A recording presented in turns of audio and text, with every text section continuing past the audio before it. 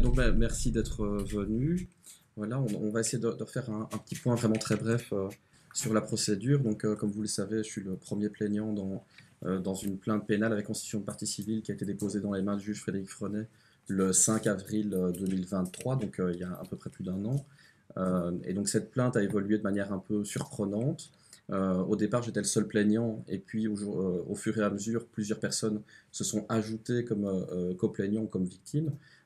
Et donc, nous sommes passés de simples citoyens à citoyens plus États membres, plus députés européens, plus partis politiques. Et je me suis réveillé un jour avec à peu près 500 plaignants qui avaient rejoint ce dossier. Donc, pour un groupe assez important des navigants, ça veut dire des pilotes de ligne et des hôtesses qui ont des craintes aujourd'hui assez importantes en matière de sécurité aérienne et qui se sont joints à la cause. Et donc, c'est un dossier qui est considéré vraiment comme étant inédit, historique, vu le nombre de victimes, vu la diversité qu'ils ont. Il y en a de tous les pays, ça peut être Italie, on en a qui viennent de Hollande, donc il y a vraiment une pluralité de nationalités, il y a aussi des Français, pour ne pas les oublier, pour ces personnes. Et donc, c'est considéré vraiment comme inédit, historique, et le fond de l'affaire est jugé comme étant sérieux aujourd'hui. Et donc, nous sommes allés à Liège pour des raisons un peu particulières, qui est d'abord, ça ne nous était pas interdit.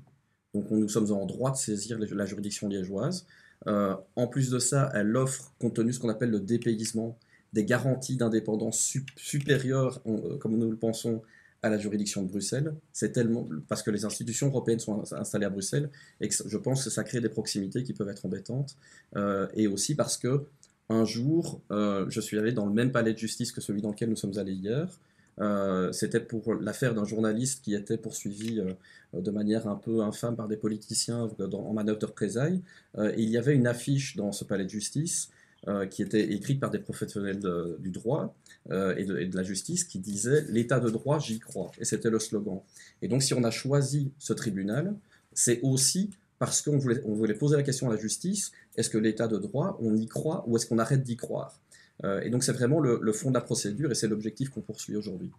Et donc cette affaire, elle a fait l'objet de rebondissements un peu particuliers. Donc on a fait la découverte, un peu comme vous, d'une structure qui s'appelle l'EPPO. Donc c'est un projet de l'Union européenne de création d'un parquet européen. Donc c'est pas une structure qui est aboutie. À l'heure actuelle, c'est toujours une agence de l'Union européenne, un peu un ovni juridique, qui essaye en fait de remplacer le ministère public belge, ça veut dire le procureur du roi. Et donc là-dedans, on pense qu'il y a un énorme problème de compétences et de légalité dont on vous parlera plus tard. Et donc, on va vous donner une petite anecdote. On a interagi avec cette structure, on a essayé de voir à quoi elle correspondait en vrai. Donc, mon avocate et moi-même, nous sommes rendus chez eux. Et donc, nous avons une anecdote un peu marrante qui est, je ne sais pas si vous le savez, mais l'Union européenne, et de même que ces agences, dont le PPO, doivent contribuer à la création d'un espace de droit, de liberté et de sécurité. Et donc, comme nous sommes rendus chez eux, nous voulions déposer un acte de procédure et nous voulions consulter le dossier qu'ils avaient dans leurs mains, qui était celui de notre affaire. Et donc, pour que nous nous sentions bien en sécurité, le PPO nous a envoyé les gardes de sécurité de l'immeuble pour nous faire évacuer une première fois. Et vu que nous avons insisté à exercer nos droits, à ce moment-là, pour qu'on vraiment on ait un sentiment de liberté et de garantie de droit, ils nous ont envoyé la police. Et donc, quand nous avons été confrontés à la police, de manière assez curieuse, que nous n'avions pas appelé nous-mêmes, la police n'a pas constaté que nous devions évacuer les lieux, que nous étions en infraction. La police a constaté que le PPO avait commis une infraction vis-à-vis de nous. Donc c'est pour vous dire la relation qu'on a avec le PPO pour le moment. Nous avons fait une deuxième tentative à Luxembourg quelques jours plus tard. Pour vous donner un exemple, je suis allé au parquet de Liège, pardon, au greffe du juge d'instruction le jour même. Je suis aussi allé à la chambre du conseil le jour même. J'ai été très bien reçu, ça n'a pris que quelques minutes. Je suis allé rejoindre mon avocate qui se trouve à Luxembourg pour aller à l'EPPO Luxembourg. Nous y sommes restés 1 h 30 juste pour déposer un acte. Et vous voyez comme elle est menaçante et de grande taille, ils nous ont envoyé 8 agents de sécurité pour nous empêcher de déposer l'acte au dossier. Donc on a une relation un peu problématique avec eux jusqu'à présent.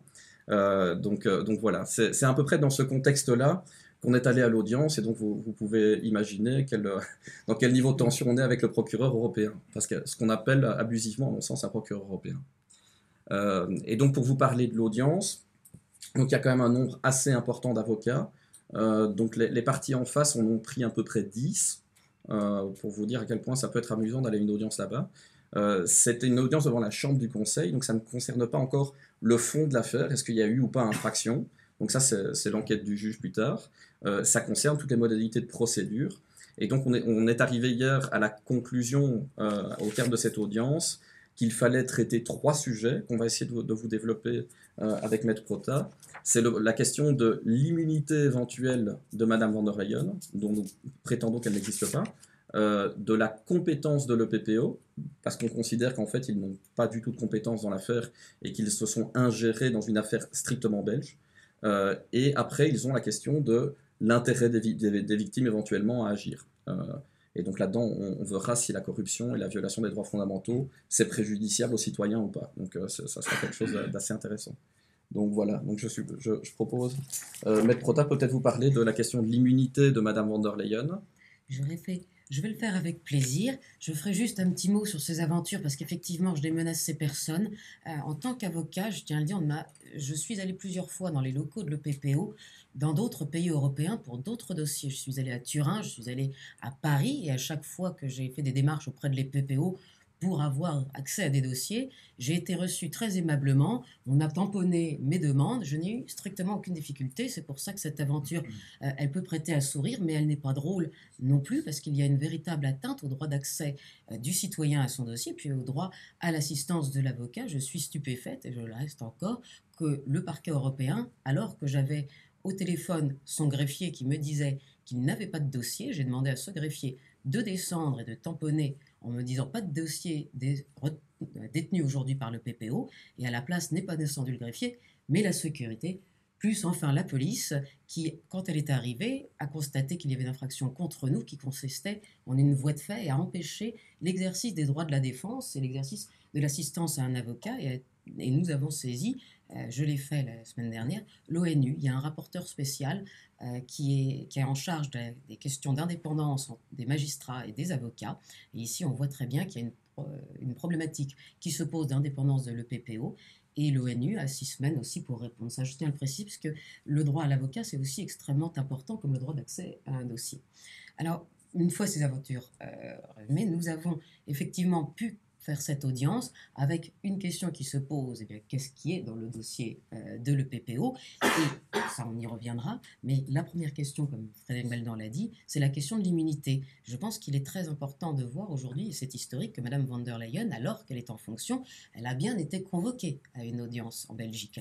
La réalité, c'est que les immunités des fonctionnaires ou des agents de l'Union européenne, ce sont des immunités qu'on appelle fonctionnelles. C'est pas comme le président de la République, par exemple en France, qui a une immunité pour sa personne et qui a une immunité contre tout, tant qu'il est d'ailleurs en fonction. Ce n'est pas la même chose. Ce n'est pas une femme qui est élue, c'est pas une dame qui est élue par nous tous. Elle est élue indirectement par le Parlement. On y reviendra, mais c'est donc bien une fonctionnaire. Et à ce titre, les fonctionnaires bénéficient des immunités dans le cadre de leurs actes accomplis officiellement, dans le cadre de leur mission. Or ici, nous avons comme 2 chefs de grief. La première, c'est l'immixtion dans les fonctions publiques, c'est-à-dire qu'elle a agi hors de ses compétences, et la deuxième, c'est qu'elle aurait agi secrètement par texto. Donc on voit très bien que si vous agissez secrètement en dehors du mandat et des pouvoirs que le traité vous confère, alors vous ne pouvez pas, de facto pour ces actes, prétendre bénéficier d'une immunité. Et en plus de ça, bon, on se rend compte que le PPO, qui manifestement ne s'est pas déclaré compétent dans le délai légal, n'a manifestement jamais correctement informé les institutions européennes. Et vu que le PPO s'est substitué au parquet belge, il a empêché le parquet belge d'informer les institutions européennes. Et donc aujourd'hui, comme on l'a vu grâce à une question parlementaire, la Commission européenne connaît cette affaire exclusivement au travers d'un article du Vif l'Express du journaliste David Deloux, et a admis, donc je pense que c'est Mme Kyriakides, la commissaire à la santé, pour le compte de la Commission européenne, ils ont dit, nous ne sommes pas informés officiellement et nous attendons que l'autorité judiciaire belge nous contacte. Et vu qu'elle a été vaporisée du dossier, on se demande comment elle pourrait les contacter. Et pourquoi c'est aussi important? Comme le fait que le PPO en fait n'ait jamais publié un communiqué pour dire nous reprenons par exemple le cas de Mme van der Leyen, c'est que si les institutions en avaient connaissance, dans le respect des traités, ils auraient dû demander la suspension de Mme von der Leyen. Pourquoi? Parce que sa situation, elle est incompatible avec la définition de la mission d'un commissaire. Et les traités, à cet égard-là, on peut vous donner les références juridiques, hein, donc c'est les 245-247 du TUE. Madame a un code de conduite, elle a violé les droits fondamentaux de la presse, des citoyens et de nous tous.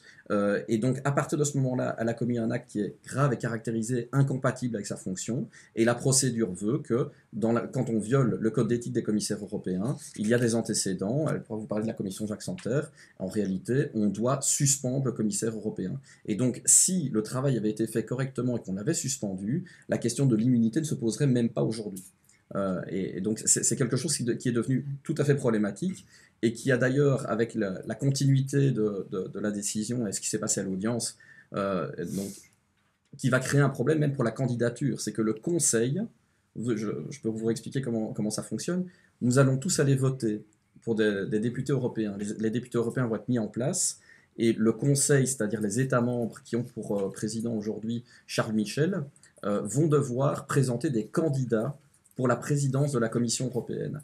Et donc, en réalité, on a un problème avec les conditions qu'il faut rencontrer pour pouvoir être proposé comme candidate.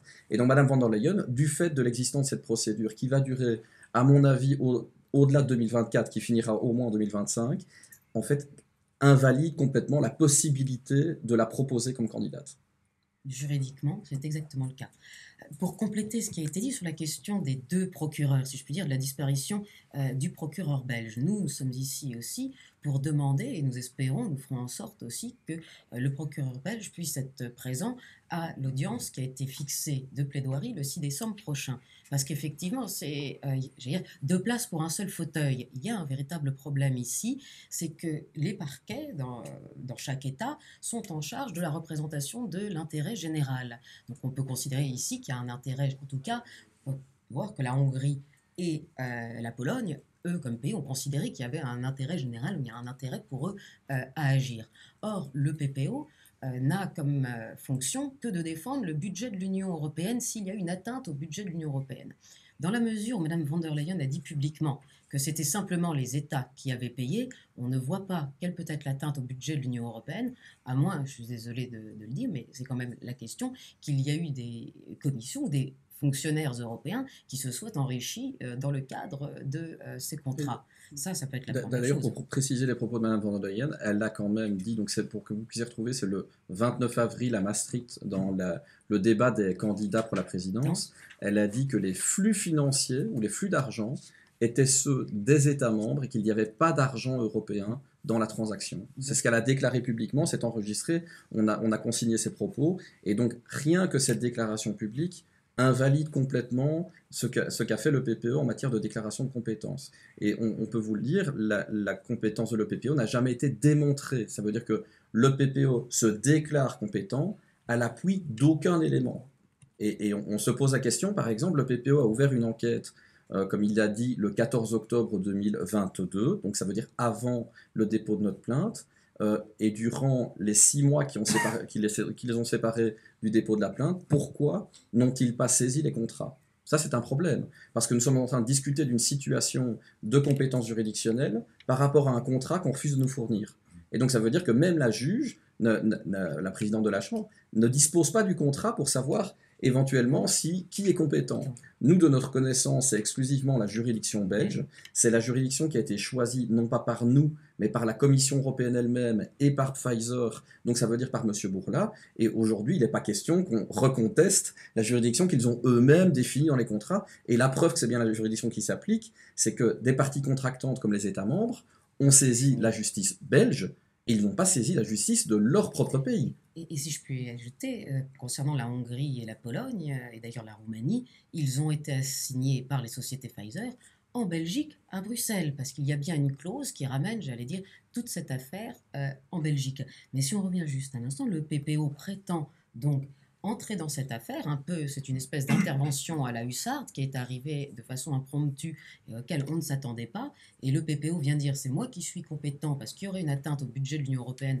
que je ne propose même pas de démontrer, et par ailleurs, les victimes, elles, n'ont rien à faire là. La vraie question qui se pose, c'est que on reproche aux victimes de prendre peut-être la place de l'intérêt général. Mais celui qui doit donner son opinion sur cette question, savoir si des poursuites sont d'intérêt général au niveau belge, c'est bien le procureur du roi. Alors c'est un mystère, pourquoi a-t-il disparu, mais le PPO ne peut pas prétendre représenter un ministère public belge parce il représente un simple intérêt sectoriel qui est le budget de l'Union européenne. Et d'ailleurs, quand on dit la compétence, s'il y a une atteinte au budget de l'Union européenne, mais même s'il le démontrait, il faudrait que l'atteinte au budget de l'Union européenne ne soit pas supérieure aux intérêts de toutes les autres victimes. C'est une condition. S'il y a beaucoup d'autres victimes, eh bien alors à ce moment-là, ce n'est pas l'intérêt particulier du budget de l'Union européenne qui doit prendre le pas, mais c'est l'intérêt plus général, et c'est donc au procureur du roi, à notre sens, de venir donner enfin son avis dans cette affaire. C'est à lui de dire s'il considère que les victimes seraient éventuellement irrecevables et nous expliquer pourquoi,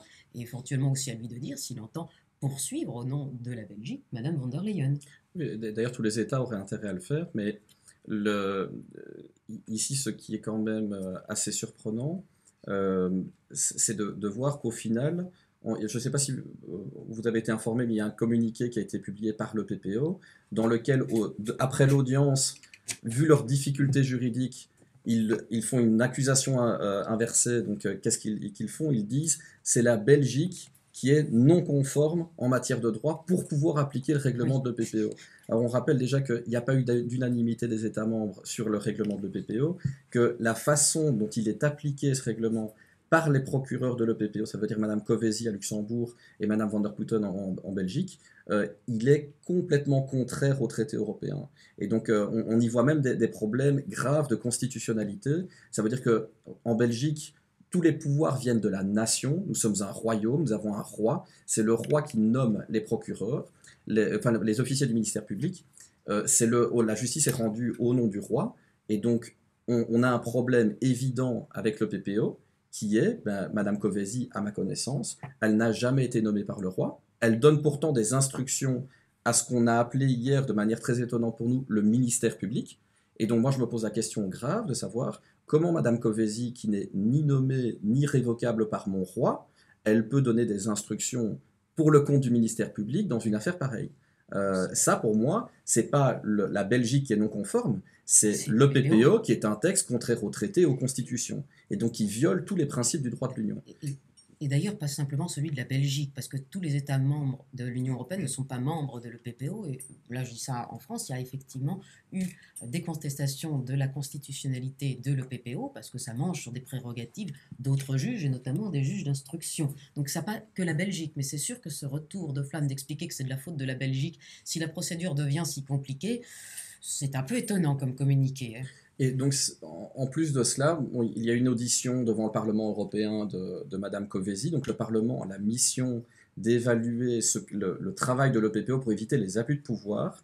Moi, je peux vous dire que je considère Madame Covesi s'est parjurée devant le Parlement. Elle a manifestement menti aux parlementaires pendant son audition, et elle a assez rapidement évacué un problème qui nous concerne dans cette affaire, qui est l'indépendance de l'EPPO.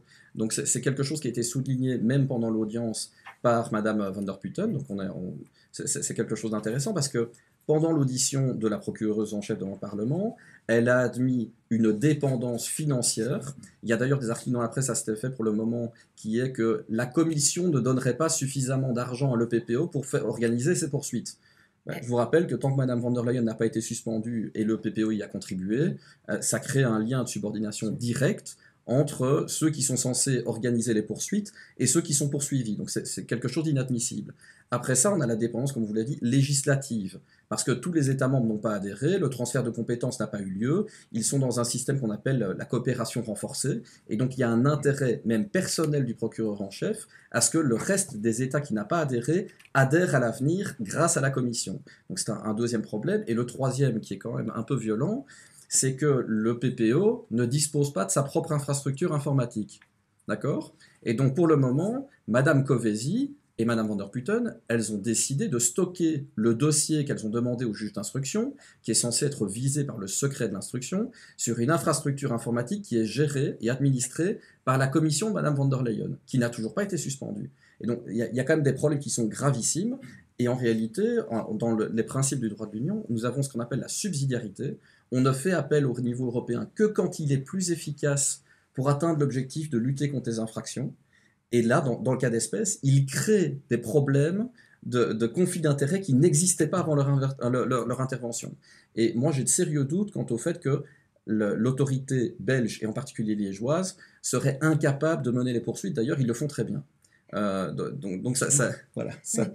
justement, c'est une vraie question et c'est pour ça qu'interpeller l'ONU a un sens, parce qu'on peut imaginer que le PPO, lorsqu'il travaille pour les Européens à lutter contre de la fraude intracommunautaire ou des marchandises qui rentreraient sur le territoire européen, on peut comprendre, mais par définition, pour un magistrat, quand il y a une honnêteté morale et intellectuelle que les magistrats doivent avoir, on ne peut pas imaginer être le procureur en chef de l'EPPO et poursuivre la présidente de la Commission européenne, dont on sait qu'on est en dépendance. Ça, c'est une question d'honnêteté morale d'un procureur. Donc, quand il y a une question de conflit d'intérêts, ils doivent se déporter. On insiste. Et donc, la saisine de l'ONU sur la question de l'indépendance des juges et des avocats, elle se pose avec acuité ici, puisqu'on est un duo avec Mme Kövesi et Mme von der Leyen. C'est une situation extrêmement particulière qui, par définition, aurait dû faire dire à l'EPPO qu'il n'était pas la juridiction la mieux placée pour juger ça en toute indépendance. À l'évidence, la Belgique est la mieux placée, mais il faut aussi voir qu'avant la création de l'EPPO en juillet 2021, mais qui enquêtait sur les affaires de corruption qui intervenaient dans les institutions européennes à Bruxelles? Eh bien, les juges belges, parce que c'est là que se sont passées les infractions, ils le savent, ils ont une compétence, ils ont une expérience, c'était leur travail avant que le PPO arrive. Donc, c'est absolument évident, a priori, que ce sont eux les plus indépendants pour pouvoir agir. Et quand on lit le communiqué de l'EPPO, où on reproche finalement à la justice belge d'avoir mal mis en œuvre les dispositions de l'EPPO, j'ose sourire un petit peu aussi, parce que finalement, ce qu'on remet en cause là, c'est l'indépendance judiciaire de la Belgique. Et pour vous dire, pour arriver à essayer d'expliquer au procureur délégué, donc Mme Van der Putten, en quoi elle n'était pas compétente, il y avait tellement de violations de règlements, de traités et de constitution belge et de principes qu'il m'a fallu à peu près 30 pages pour lui expliquer en quoi elle n'était pas compétente. Et a priori, elle n'est pas très contente d'avoir reçu un pavé pareil avant l'audience. Donc voilà, c'est ce qui contribue au fait qu'a priori, elle n'est pas de bonne humeur. Mais c'est pour ça qu'on espère qu'à la prochaine audience, puisqu'il y a du temps pour la réflexion, et que par ailleurs, Mme Kövesi a indiqué que ses services n'auraient plus de budget à partir de la fin de l'année 2024. Si elle n'a plus de budget pour enquêter, autant passer la main, et j'allais dire, et se déporter. Mais je pense que le PPO doit réellement réfléchir, maintenant, à la question de son indépendance et à la question de savoir s'ils sont vraiment, contrairement à ce qu'ils affirment dans des communiqués de presse, les mieux placés pour juger cette affaire. Et a priori, nous pensons que non. Et tout en sachant que, je vous ai dit en Belgique, il y a dans la Constitution un article qui prévoit que c'est le roi qui nomme et révoque les officiers du ministère public. C'est pour ça que le procureur du roi s'appelle du roi, hein, c'est le roi qui le nomme. À l'EPPO, ce sont les institutions européennes qui nomment et révoquent le procureur en chef. Et donc ça crée un problème qui est dans notre affaire, comme je l'ai dit précédemment, nous avons des États membres parmi les plaignants, nous avons du député européen parmi les plaignants, et de l'autre côté, parmi les personnes qui sont accusées, nous avons la présidente de la commission. Et donc ça veut dire que toutes les parties en présence des deux côtés ont un pouvoir de révocation sur Madame van der Leyen. Pardon, sorry, sur Madame Kövesi, la procureuse en chef. Et donc, rien que ça, c'est une situation tellement inextricable que d'abord, il faudrait on ne peut pas considérer qu'il y a une compétence de l'EPPO vu le conflit d'intérêts, mais en plus, la suspension de Mme van der Leyen, qui ne s'effectue pas, crée en cascade une énorme quantité de problèmes les uns derrière les autres dans les procédures. Parce que normalement, le traité, c'est de la suspendre pour éviter cette situation. Et évidemment, on aura quand même peut-être tous compris que si cette affaire avait pu être jugée et finie le 17 mai, certains problèmes n'auraient pas eu lieu au mois de juin. À partir du moment où cette question est en suspens, à minima jusqu'au mois de janvier prochain, puisque le temps de plaider, le temps d'avoir des jugements, effectivement, c'est une situation d'incompatibilité totale. Nous allons appeler l'attention du Conseil européen sur cette question et sur la possibilité pour Mme von der Leyen de maintenir juridiquement sa candidature face aux incompatibilités aujourd'hui qui sont visées. Monsieur Beldan a rappelé l'histoire de la commission Santer. C'était en Belgique dans les années 90. Il y a eu un grand scandale et notamment, on en parlait aussi en France, que la première femme Premier ministre en France, qui s'appelait Madame Edith Cresson, avait été accusée d'avoir emmené son dentiste avec qui elle entretenait des relations particulières comme assistant parlementaire. Bon, lui avoir donné un salaire, mais elle n'était pas la seule dans la commission Santer à avoir des pratiques un peu douteuses. Et comme les commissaires ne démissionnaient pas, c'est finalement le président Jacques Santer qui a démissionné d'office toute la commission face à un scandale, face à ce scandale de corruption. Et après ça, pour que ça ne se reproduise plus, il a été créé un code de conduite des commissaires. J'invite les journalistes à aller le voir. Il suffit de taper code de conduite des commissaires. Vous allez avoir le lien au niveau des institutions européennes pour élire ces cours. Que, un, il s'applique de façon directe. C'est-à-dire qu'il est applicable. Ce n'est pas une promesse. Enfin, c'est une promesse, évidemment, toujours, qu'on fait aux gens d'être honnêtes et de bien agir. Mais néanmoins, c'est plus que ça. C'est un code d'application direct. Il y a plusieurs articles, notamment l'article 2, qui dit que les commissaires, pour être en fonction, doivent rencontrer les plus hauts standards de moralité et d'éthique et qu'ils doivent être honnêtes. Et le 2.5 ajoute qu'ils doivent être honnêtes et aussi en avoir l'air. Et ça, c'est très important parce qu'il y a aussi aux yeux du reste, d'abord aux yeux de tous les citoyens européens, mais aux yeux du monde aussi, quelle est l'indépendance ici? Est-ce qu'il y a un respect par la Commission européenne et ses commissaires de leur code de conduite et de l'indépendance de la justice? Ça se pose réellement comme question. Et d'un point de vue juridique, nous maintenons que ce code d'application directe empêche le maintien de la candidature de Mme von der Leyen, qui se trouve en situation d'incompatibilité fonctionnelle pour continuer, pour exercer son mandat là tout de suite, mais aussi pour prétendre continuer de l'exercer pendant les 5 prochaines années. Oui, et ces non-respects de traités nuisent vraiment à l'Union européenne, qui est une construction juridique. Hein. Donc l'Union européenne, c'est un ensemble de traités qui est, avec une institution de personnes qui représentent des institutions. Et donc si on ne respecte plus les traités, on détruit l'Union européenne. Et ce qui commence à nous gêner vraiment, c'est que l'envie collective qu'il pouvait y avoir sur la construction d'un espace à l'échelle du continent européen avec plusieurs pays voisins est en train de se transformer en espèce de ressenti par rapport aux constructions multilatérales à l'échelle de l'Union, justement à cause de ce genre de comportement. On ne peut pas impunément au niveau du public sans arrêt violer tous les traités, toutes les dispositions, en nous expliquant que c'est applicable aux autres et pas à soi-même. Donc je pense qu'il y a vraiment urgence à ce niveau-là de faire appliquer les traités. C'est une question d'état de droit. Le droit doit s'appliquer de la même manière à tout le monde, et donc ces traités, ils sont faits pour être respectés. Et d'ailleurs, j'ajoute que quand même dans les traités, on prévoit que c'est la Commission qui est la gardienne des traités. Elle est censée les faire respecter et non pas les contourner. C'est par principe. Oui, et d'ailleurs, ça nous amène à la qualité des victimes, parce qu'ici, nous sommes dans un cas un peu unique, et ça crée des problèmes de procédure, qui est que, comme elle vous l'a dit, l'article 17 du traité de l'Union européenne prévoit que la Commission doit défendre et faire appliquer les traités européens. Comme traité, nous, Européens, nous avons ce qu'on appelle la Charte des droits fondamentaux, donc c'est un peu les droits de l'homme, si vous voulez. Et Mme von der Leyen a violé de manière grave et répétée, de manière vraiment très évidente et caractérisée, les dispositions de cette Charte des droits fondamentaux. Et donc c'est pour ça qu'on est obligé de réagir. Alors le procureur délégué de l'EPPO, donc bon, je ne suis pas sûr que je dois appeler procureur, mais soit, Mme van der Putten nous a expliqué que en fait, il n'y a pas de préjudice quelque part à la corruption et à la violation des droits fondamentaux. Donc on est un peu étonné. Sa formule, je pense, était que les victimes, nous ne sommes que du vent. Soi-disant, nous ferions trop de bruit.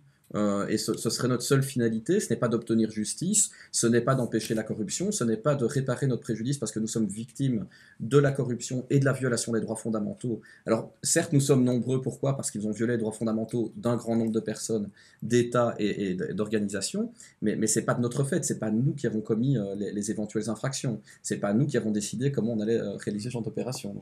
Mais je rebondis sur ça parce qu'en tant qu'avocat, j'ai été quand même extrêmement choquée d'entendre un soi-disant ministère public, minima un parquet, expliquer que les victimes c'était du vent. Cette expression, elle est atroce.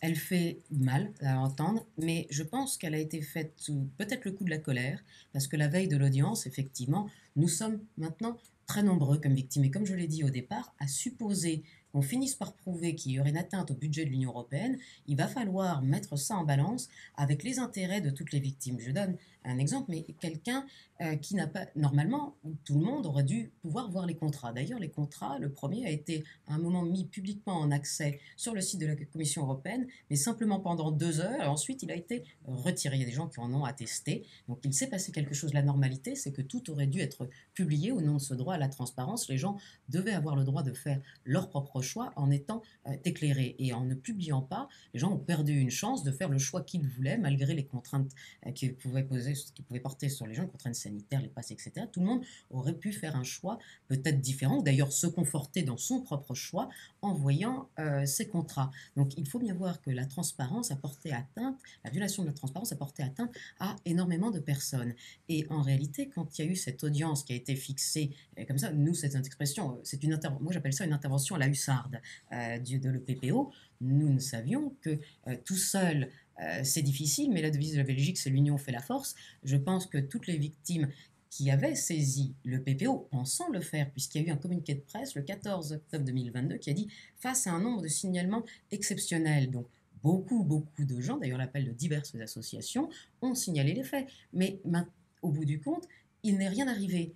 On leur dit aujourd'hui par le PPO qu'il n'y a pas de suspect. C'est ce qu'a dit Mme Covesi devant le Parlement européen. La justice belge, elle a bien convoqué des gens. Donc, mais c'est tous ces gens qui sont intervenus, c'est pour faire valoir que les gens qui sont préjudiciés aujourd'hui, comme M. Baldan, c'est nous tous citoyens, et que nos droits d'agir est à mon avis supérieur à celui de l'EPPO. Et c'est la démarche. Et quand on parle de 500 qui sont arrivés, ce sont 500 personnels navigants français et hollandais, des pilotes, des hôtesses et des stewards, qui, eux, se plaignent que ce défaut de transparence puisse mettre en danger la sécurité aérienne. Je donne un exemple, mais les pilotes ne peuvent pas voler s'ils ont pris un antihistaminique pendant 48 heures. Normalement, il y a des procédures particulières au niveau de l'EASA pour vérifier la compatibilité de nouveaux médicaments avec le milieu aérien. C'est un milieu professionnel, puisque vous êtes en l'air, évidemment, vous êtes soumis à d'autres contraintes. Les navigants libres et le collectif hollandais qui s'appelle Luchtvaart, j'ai du mal à le prononcer, ils m'excuseront, ont fait des démarches depuis 2 ans de questions de transparence auprès de l'EASA en posant des questions, en disant « Avez-vous fait ces contrôles ?» Et il n'y a jamais eu aucune réponse.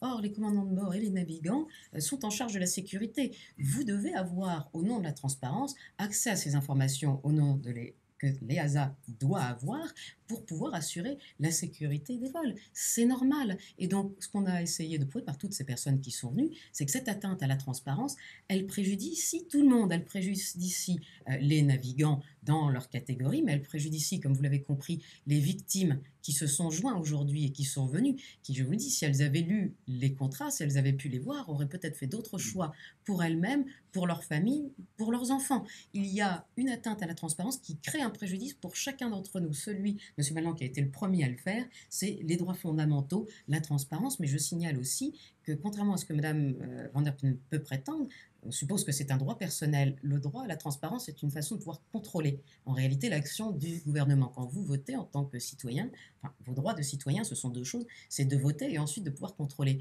Voter, c'est bien un droit personnel. Pouvoir demander des comptes à vos représentants, c'est bien un droit personnel parce que chacun peut le faire. Et il n'y a pas à prétendre par Mme Van der Putten que finalement nous serions du vent. Surtout si ce vent, c'est pour exclure en plus le procureur du roi qui, lui, devrait venir donner son avis. Aujourd'hui, on ne peut pas reprocher aux gens de prendre la place de la défense de l'intérêt général quand il n'est plus défendu. Mais même au-delà de ça, ce n'est pas qu'un intérêt général, c'est un intérêt particulier pour chacun d'entre nous. Nous avons tous le droit à la transparence parce que sa violation entraîne des conséquences gravissimes. Oui, donc ce que nous devons vraiment collectivement réaliser ici, c'est qu'il est question d'une chose, c'est la destruction des droits fondamentaux. Ça veut dire que normalement ces droits nous sont garantis, ils sont inaliénables, ils ne sont pas là pour être retirés, bougés. Il y a même toute une mécanique pour essayer d'y porter atteinte de manière légale, ça doit être légitime, proportionné, strictement nécessaire, et on ne peut pas en utiliser un pour en détruire un autre. C'est le principe d'interdiction d'abus de droit. Et ici, on a vraiment une espèce de hold-up des institutions qui confère un droit nouveau à une multinationale. Moi, j'ai assisté à beaucoup d'audiences à Luxembourg auprès de la Cour de justice de l'Union européenne sur justement des procès qui ont été faits par des collectifs de 2000 citoyens, par des députés européens, par toute une série de parties différentes qui ont essayé d'obtenir ces contrats, comme par exemple le New York Times, c'est toujours le journaliste Fanta. Donc il y a vraiment une grosse masse de gens qui ont essayé d'accéder à ces contrats, qui ne devraient pas être censurés, et qui sont entravés dans l'exercice de leur profession de journaliste ou dans leur droit à la transparence par un concept nouveau qui est que la commission, qui, je vous le rappelle, le rôle d'un commissaire et ses fonctions prévoient qu'ils doivent exercer en indépendance et ne recevoir aucune instruction d'aucune entité tierce, les avocats de la commission ont quand même reconnu devant la CJUE qu'ils devaient recevoir les instructions de la part de Pfizer pour savoir dans quelles conditions ils pouvaient rendre le contrat public. Moi, je vous dirais que les commissaires européens, s'ils ont signé ou proposé ou négocié de telles dispositions, ils n'ont pas respecté le mandat des commissaires et ils sont sortis du rôle de la Commission. Le rôle de la Commission, c'est d'appliquer la Charte des droits fondamentaux, de la rendre applicable, que les États membres les respectent dans tous les actes légaux. Et là, on a vraiment une rupture qui est la Commission qui devrait garantir ces droits s'est mise à dire je vais suivre les instructions du multinational qui s'appelle Pfizer. Et c'est inadmissible. C'est inadmissible que les journalistes soient entravés pour obtenir ces documents. Donc nous, aujourd'hui, on pense que vraiment réclamer, et c'est pour ça qu'on a un grand nombre de personnes, et on invite tous ceux qui s'estiment victimes, qu'ils soient journalistes, États membres, députés, citoyens ou autres, à venir se joindre à la cause s'ils le souhaitent. Donc la procédure n'est pas payante pour se déclarer victime, et pour faire valoir que les droits fondamentaux doivent primer et que ce hold-up des institutions européennes, il doit cesser. Si je peux ajouter une chose, cette histoire de secret des contrats, c'est donc une clause qui a visiblement été imposée par les sociétés Pfizer et autres à la Commission européenne, mais cette clause, elle viole un droit fondamental qui est celui à la transparence, et c'est ce en quoi les commissaires ont failli, puisqu'ils ont admis mettre une clause dans un contrat qui est supérieur au traité, qui deviendrait de ce fait supérieur au traité. Un contrat commercial, contrat quel qu'il soit, ou un contrat administratif, peu importe comment les gens veulent le qualifier, ne peut pas être supérieur au traité, et la Commission ne peut pas prendre des clauses vendant notre droit à la transparence. Ce n'est pas possible. Vous ne pouvez pas créer un contrat dont les dispositions violent frontalement les traités européens. Ce n'est pas possible pour la Commission de signer de telles clauses et de venir nous dire finalement je ne lèverai pas le secret parce que c'est Pfizer qui me l'impose. Mais moi je suis curieuse, je n'ai jamais entendu dire que la Commission européenne s'exposerait à des pénalités faramineuses si elle révélait enfin au public comme elle le doit le contenu des contrats. Je dis ça, on verra, mais je n'ai pas entendu qu'il y avait des menaces particulières. D'ailleurs, il faudra en tirer une conclusion en matière de droit à la santé qui est que ni vous ni votre médecin ne pouvez être informés des conditions du contrat d'achat, donc des spécifications du produit que vous avez éventuellement pris. Et ça crée un énorme problème, c'est-à-dire qu'on ne peut plus correctement établir votre diagnostic, vu qu'on ne sait pas quel est le produit in fine qu'on vous a même pas vendu parce qu'il n'est pas vendable, mais injecté. Et c'est un problème important, indépendamment de toute autre considération de santé, qui est le patient a le droit de savoir. Et donc là, on a un problème manifeste. Il y a eu, je l'ajoute, au mois de juillet 2023, un jugement de la Cour supérieure de Pretoria, en Afrique du Sud, sont les premiers qui ont ordonné la publication des contrats contre Pfizer au nom de l'intérêt général. Et donc, il y a des requérants qui ont aussi fait valoir cette question en disant, écoutez, si c'est un intérêt général en Afrique du Sud, pour les gens d'Afrique du Sud, pourquoi pas pour nous au niveau européen? Et là, la Commission européenne répond, ah ben non, nous, on n'apprécie pas l'intérêt général des Européens de la même façon. Écoutez, il y a quand même une vérité à partir du moment où c'est un produit que tout le monde a pris, qu'on en pense du bien ou qu'on n'en pense pas. D'ailleurs, c'est pas la question. La transparence, c'est pour tout le monde. C'est d'ailleurs, j'ajoute qu'il y a quand même des partis politiques de différents pays qui se sont joints à cette cause, mais peu importe leur couleur aux uns et aux autres, la transparence, c'est pour tout le monde. Il n'y a pas à faire de différence dessus, et nous y avons encore chacun le droit, et nous espérons, c'est le rôle, je suppose, quand même, aussi des partis politiques, de se joindre à cette demande, de demander la transparence et le principe de contrôle. Ça, je le crois aussi. C'est que quelque part, les droits fondamentaux sont là parce qu'ils sont un présupposé à la démocratie. Il n'y a pas de démocratie sans la base, une sorte de système d'exploitation qui sont les droits fondamentaux qui organisent la vie en société. Et après seulement, on a les institutions, le vote et ce genre de considérations. Mais c'est véritablement une notion indispensable. Et donc aujourd'hui, il y a vraiment, c'est un cri d'alarme qui a même été fait par la médiatrice de l'Union européenne. Et on est plusieurs quand même à attirer l'attention de tout le monde en disant faites attention, ce qu'il se joue aujourd'hui, c'est la destruction des droits fondamentaux. Et c'est quelque chose de particulièrement dangereux. Et la Cour européenne aussi des comptes, parce que premier à avoir révélé, il y a quand même un rapport qui est très dur, qui explique quand même qu'ils n'ont jamais eu accès ni aux contrats, ni aux échanges de messages, et qu'au bout du compte, 80% du marché a été attribué à une seule société pharmaceutique. Donc c'est quand même assez clair comme rapport. Et à partir de là, il y aurait dû, pour nous, y avoir depuis longtemps, en fait, des investigations encore plus poussées de l'EPPO s'ils avaient été sincères. Parce que dès le départ, vous avez plusieurs institutions qui disent que l'infraction est là et a été commise. C'est incroyable. Voilà. Et donc, ce qu'on peut vous dire pour la suite, à peu près, donc la décision qui est prise est de faire une remise de l'audience qui ne pouvait pas se tenir hier, en fait, hein, donc à la mi-décembre, à peu près au début décembre de cette année. Le calendrier est susceptible d'être bousculé aussi par différents, parce qu'on est dans une procédure un peu particulière que plus personne ne semble vraiment comprendre tellement elle est devenue compliquée et tellement il n'est pas prévu en fait que la personne qui doit faire appliquer les droits fondamentaux les viole elle-même. Donc c'est quelque chose qui est un peu hors cas, donc ça crée des difficultés de procédure. Donc a priori le calendrier est celui-là. Et donc vu que j'ai la particularité d'avoir été lobbyiste, mais je suis toujours radié à l'heure actuelle par représailles, je suppose, hein, parce que c'est intervenu 3 heures après une conférence de presse que j'ai donnée avec Michel Rivasi sur le sujet justement des SMS Gate, et une fonctionnaire qui est une N-1 de Mme von der Leyen, parce qu'elle travaille au secrétariat général de la Commission, et qui est en charge de la transparence des documents, ça veut dire de délivrer les contrats et de délivrer les SMS, c'est mise en fait à contrôler mon cabinet de conseil et ma personne, avec des considérations qui étaient complètement farfelues, hors de tout cadre légal, sans respecter le moindre délai légal, et j'ai fini suspendu de manière complètement arbitraire, avec des différences de traitement par rapport, par exemple, à Pfizer qui a menti dans ses déclarations, qui sont assez évidentes.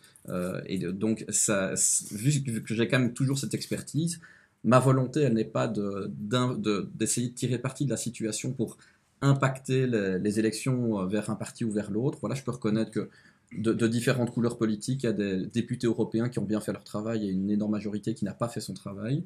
Voilà, ça va de la gauche à la droite, donc je n'ai pas d'attitude partisane.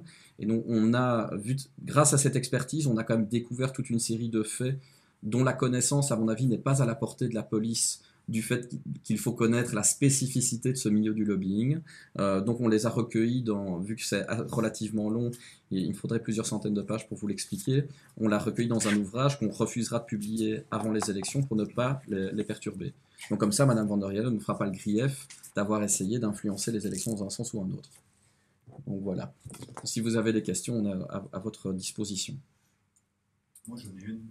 Voilà, vous dites que Mme von der Leyen, normalement qui est la présidente, devait montrer une belle image par rapport à sa conduite en tant que...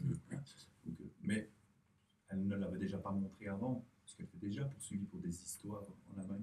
Comment est-ce que déjà ça a été possible qu'elle soit présidente? Elle n'a même pas été élue. Non, alors bon, c'est une désignation, hein. Bon, ça c'est eux qui ont apprécié à l'époque. Bon, c'est des faits qui sont le même mode opératoire, c'est vrai, mais qui concernent la juridiction allemande et l'Allemagne. Et donc, on va pas vraiment revenir sur les conditions qui ont fait qu'elle a été nommée par le passé. La question, c'est qu'aujourd'hui, on est dans des violations graves et caractérisées de la Charte des droits fondamentaux en qualité de président de la Commission qui a le rôle de les faire respecter. Donc, c'est une situation beaucoup plus grave que son affaire de SMS en Allemagne, où elle avait engagé des cabinets de conseil, des dépenses farfelues. Donc voilà, une affaire qui n'a pas été vraiment correctement instruite à la fin. Donc dans ce cas-ci est particulier, parce qu'elle est devenue la présidente de la commission.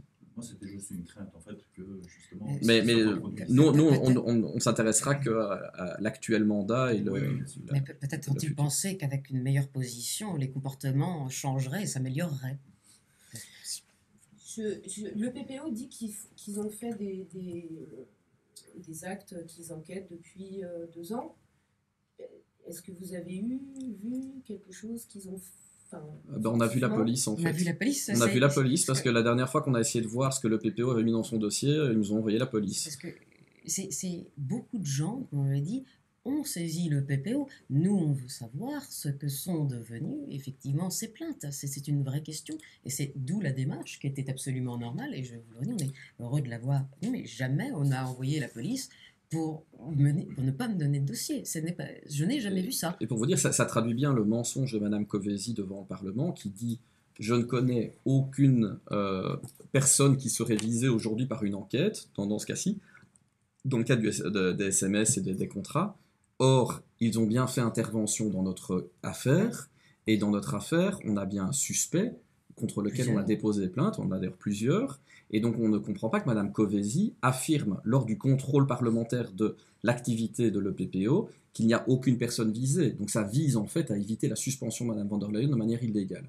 Donc, mais c'est un vrai problème. Et elle nous dit sans arrêt qu'elle a besoin d'argent notamment parce qu'elle a reçu des centaines et des centaines de témoignages. En fait, ce sont des signalements parce que le PPO ne peut pas accepter de plainte, vu que ce n'est pas vraiment un vrai ministère public. On ne sait pas déposer plainte ou se constituer partie civile dans les mains de l'EPPO. Le procureur du roi, je peux lui adresser une plainte, mais pas à l'EPPO. Le PPO, c'est une sorte de signalement. Et donc, lorsqu'on a voulu consulter ces dossiers que Mme Covesi évoquait, les centaines et centaines de témoignages, on s'est dit il y a des pièces. Manifestement, elle n'a pas choisi de les transmettre à la justice belge ou au juge belge, alors qu'elle a une obligation de coopération loyale, quand bien même elle serait compétente. Et donc, nous, on considère aujourd'hui qu'elle a soustrait des éléments à la connaissance de la justice et que c'est quelque chose de grave. Ou alors que son dossier est un mensonge et qu'il n'existe pas. Mais je vous dis, la dernière fois que nous sommes allés à deux, peut-être pas la dernière fois, la première fois à Bruxelles, nous avons été accueillis par la sécurité puis la police. La deuxième fois, par 8 gardes de sécurité pour nous deux, vous voyez la terreur que j'ai à côté de moi, donc voilà, et elle pourrait se lever, ça serait plus illustrant, mais je le ferai. Nous avons été accueillis donc par la sécurité, et le PPO a quand même compris de son erreur, parce que lorsqu'ils nous ont dit, si vous ne partez pas, ils ne voulaient pas signer la réception de notre acte de procédure, nous allons appeler la police. Donc, Maître Prota les a invités à le faire en disant que ce serait intéressant que la police pourrait constater. Oui. Et donc, à l'EPP au Luxembourg, ils nous ont dit, nous savons très bien qui vous êtes, nous savons ce qui s'est passé à Luxembourg, et on vous demande de partir. Donc, on lui a même refusé l'accès aux toilettes, pour vous dire. Donc, c'est quelque chose d'assez surprenant. Ils ont d'ailleurs aussi expliqué que les lettres, ils les mettaient à la poubelle. Oui, bon, entre le procureur qui vous explique que les victimes, c'est du vent, les gens à PPO qui vous disent on met vos courriers à la poubelle à un avocat, ce qui est quand même alors, absurde. Il ne faudrait pas oublier un détail qui est Mme Van der Putten qui nous a sorti excusez-moi, le procureur de l'EPPO qui se trouvait à côté d'elle a un mot très, très charmant qui était lorsque la présidente lui a demandé quel calendrier définir parce que nous voulons des conclusions du parquet européen qu'elle considère à mon avis à tort être le ministère public, le PPO a dit au mois d'août non, on a nos vacances, et donc la présidente essaye de leur dire oui mais quand même il faut conclure. Ils disent alors si c'est pendant nos vacances, nous on est en congé donc on ne conclut pas. Donc on a un parquet qui, si c'est un parquet, et si c'est un ministère public, qui refuse de conclure parce qu'il serait en vacances. Donc c'est quand même violent en matière d'exercice de l'action publique. C'est très compliqué parce que conclure, ils ont donné son argumentaire écrit pour expliquer pourquoi les victimes seraient irrecevables. Mais il faut bien comprendre, tous les gens qui ont été vers le PPO ne peuvent pas être strictement victimes. Donc tous les gens qui ont fait cette démarche, ça ne marchera pas. Mais le PPO, au lieu de les prendre en considération, non seulement ne prend pas les victimes qui s'adressent à eux, mais essaie d'empêcher celles qui vont se constituée en Belgique. Donc en réalité, le PPO essaie d'exclure le préjudice de tous les citoyens. C'est ça qui n'est pas mal. Si vous faites une enquête sincèrement, vous pouvez avancer. Ici, ne pas avoir avancé pendant plus de 18 mois, bon, ça prête à ceux, puisque je reviens quand même sur cette question, effectivement, à défaut de pouvoir répondre à pourquoi Mme von der Leyen a été désignée comme présidente de la Commission européenne, on peut effectivement aussi s'interroger sur, d'un point de vue pénal, sur la réitération des infractions. En France, quand un procès pénal commence, première chose qu'on fait, je ne sais pas pour la Belgique, mais on lit le casier judiciaire des gens, et on dit s'ils ont déjà été mis en cause pour des choses. C'est comme ça que ça s'appelle l'examen de personnalité. Bon, je ne suis pas sûr qu'il soit réussi d'un point de vue judiciaire pour Mme von der Leyen. J'ai une autre question sur les SMS. C'est une double question. Vous n'avez pas beaucoup parlé des SMS et de leur interférence dans le cadre de la négociation. Et les avez-vous vus donc ? Et la deuxième question, c'est est-ce que vous savez si Mme von der Leyen a échangé des SMS avec M. Bancel de Moderna ou avec les partis de AstraZeneca de manière à assurer une forme de compétition équitable entre les fournisseurs ?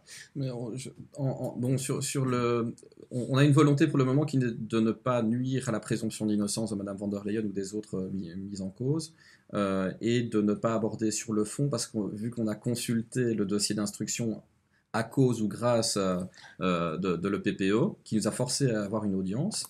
On a une volonté de faire attention à ce qu'on dit. Donc, au niveau des SMS, ce qui est évident, c'est que Mme von der Leyen a déclaré ne plus les avoir. Monsieur Bourla, il y a eu à deux occasions particulières, je pense une que Diane peut vous expliquer et une au Parlement européen. Les SMS, ils sont toujours en possession de Pfizer, qui est une société cotée, ou les e-messages, peu importe comment on les nomme, qui est obligé de les conserver vu qu'ils ont trait à la négociation du contrat pour l'autorité de protection des marchés financiers américaine, la SEC. D'ailleurs, on aimerait bien savoir, peut-être aussi pour les actionnaires de Pfizer, si M. Bourla a déclaré ou non à la SEC qu'il avait un litige judiciaire en Belgique dans lequel il était sérieusement impliqué et qui commence à prendre de l'ampleur. Normalement, il est obligé de se déclarer à ce propos. Pfizer doit aussi, dans ses rapports auprès de la SEC d'activité, déclarer qu'en fait, ils ont bien un problème en Belgique parce qu'ils sont venus à l'audience hier, donc je suppose qu'ils vont devoir le rendre public et faire des déclarations ad hoc. Donc, on est sûr qu'une version, il en existe toujours. Je pense que si l'autorité judiciaire belge, ou en tout cas les magistrats belges, n'étaient pas entravés par le PPO, on disposerait probablement déjà des contrats et peut-être de ces copies de SMS. Et du côté de Mme van der Leyen, elle prétend ne plus les avoir. Ça tombait bien, c'est ce qui nous a poussé à l'accuser de les avoir détruits. Donc là, voilà pourquoi on en a... Et la preuve contraire n'est pas rapportée de l'absence de destruction. Mais pour répondre comme juste un instant à cette question-là, quand Mme Janine Small a été auditionnée au Parlement européen. Qui est représentante de M. Bourla, qui a refusé de se présenter devant le Parlement européen. Elle a été interrogée par des députés européens qui lui ont posé des questions, et notamment sur les SMS. Mme Small a affirmé qu'il y avait eu beaucoup de SMS échangés, mais que ça n'avait rien à voir avec les contrats. Par contre, si mes souvenirs sont bons, si on regarde toute l'audition, il n'y avait pas que Pfizer qui était invité, il y avait d'autres laboratoires pharmaceutiques. Et dans ma mémoire, c'est le président de CureVac à qui on demande « Et vous, c'est passé comment la négociation ?» Et je parle sous le couteau, vous pourrez vérifier, mais ce monsieur répond « Ah bah écoutez, nous, on n'a pas eu de SMS. » Ils n'ont pas eu de contrat non plus, visiblement. En tout cas, moi, je vous invite à regarder, parce qu'il y a la suite, il y a les autres qui répondent à cette question. Par ailleurs, il pourrait y avoir un délit de favoritisme ou de rupture d'égalité de traitement dans le cadre d'un marché public. En tout cas, bon, on a aussi comme prévention la prise illégale d'intérêt, parce qu'on a noté qu'au final, dans cette procédure irrégulière de soi-disant mise en concurrence, il y a un fournisseur qui a fini par obtenir l'essentiel du marché par rapport aux autres. Et curieusement, c'est celui qui a négocié de manière impropre directement par message avec la présidente de la commission. Je rappelle qu'elle n'en avait pas le mandat, qu'il y avait, alors même s'ils sont contestables sur leur nature, mais des comités d'experts pour encadrer l'opération, et que d'ailleurs, Mme Stella Kyriakides, qui est la commissaire européenne à la santé, a répondu à une question parlementaire pour le compte de la Commission européenne, que ces comités de négociation et de pilotage d'experts ont été mis en place pour justement adresser le problème d'antécédents judiciaires de Pfizer en matière de corruption, de fausses informations, de tromperie, donc tout ce que vous voulez, de commission occulte. Et Mme van der Leyen, elle a court-circuité le mécanisme mis en place par sa propre commission pour éviter les risques de corruption.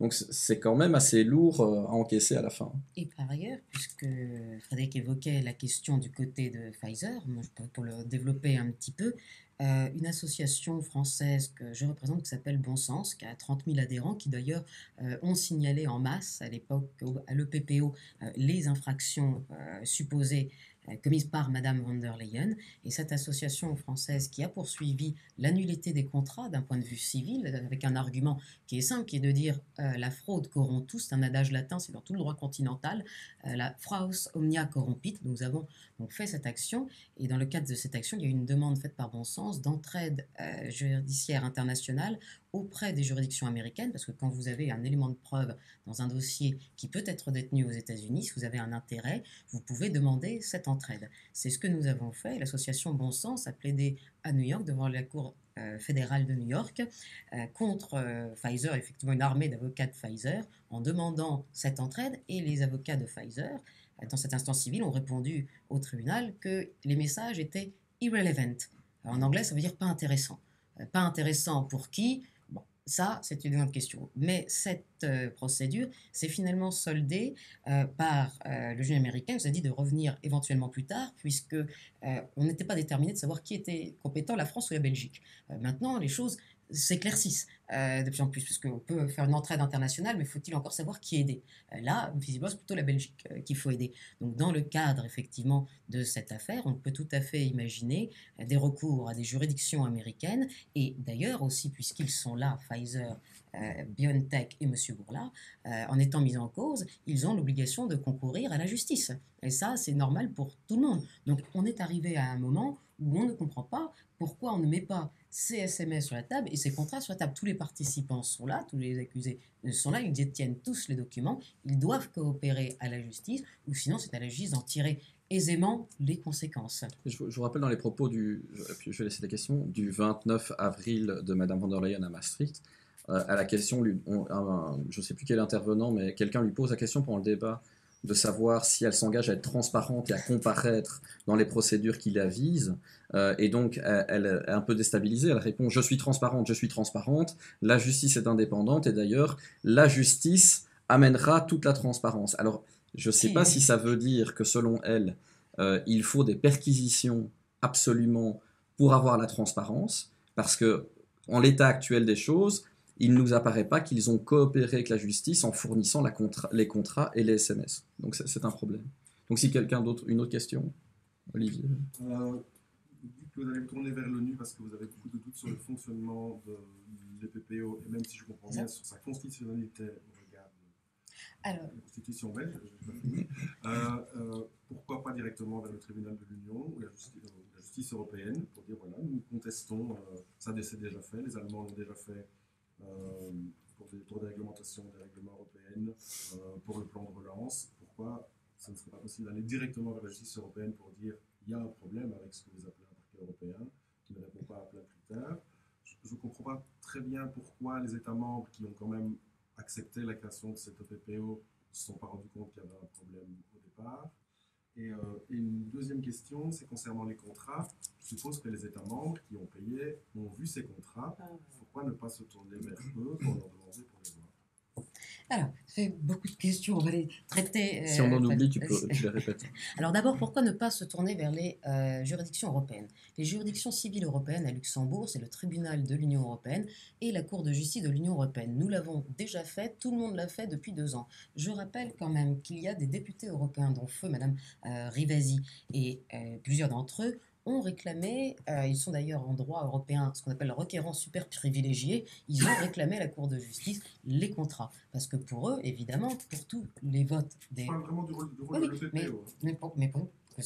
Donc il y a 2 juridictions civiles à Luxembourg, le TPE et la CJUE.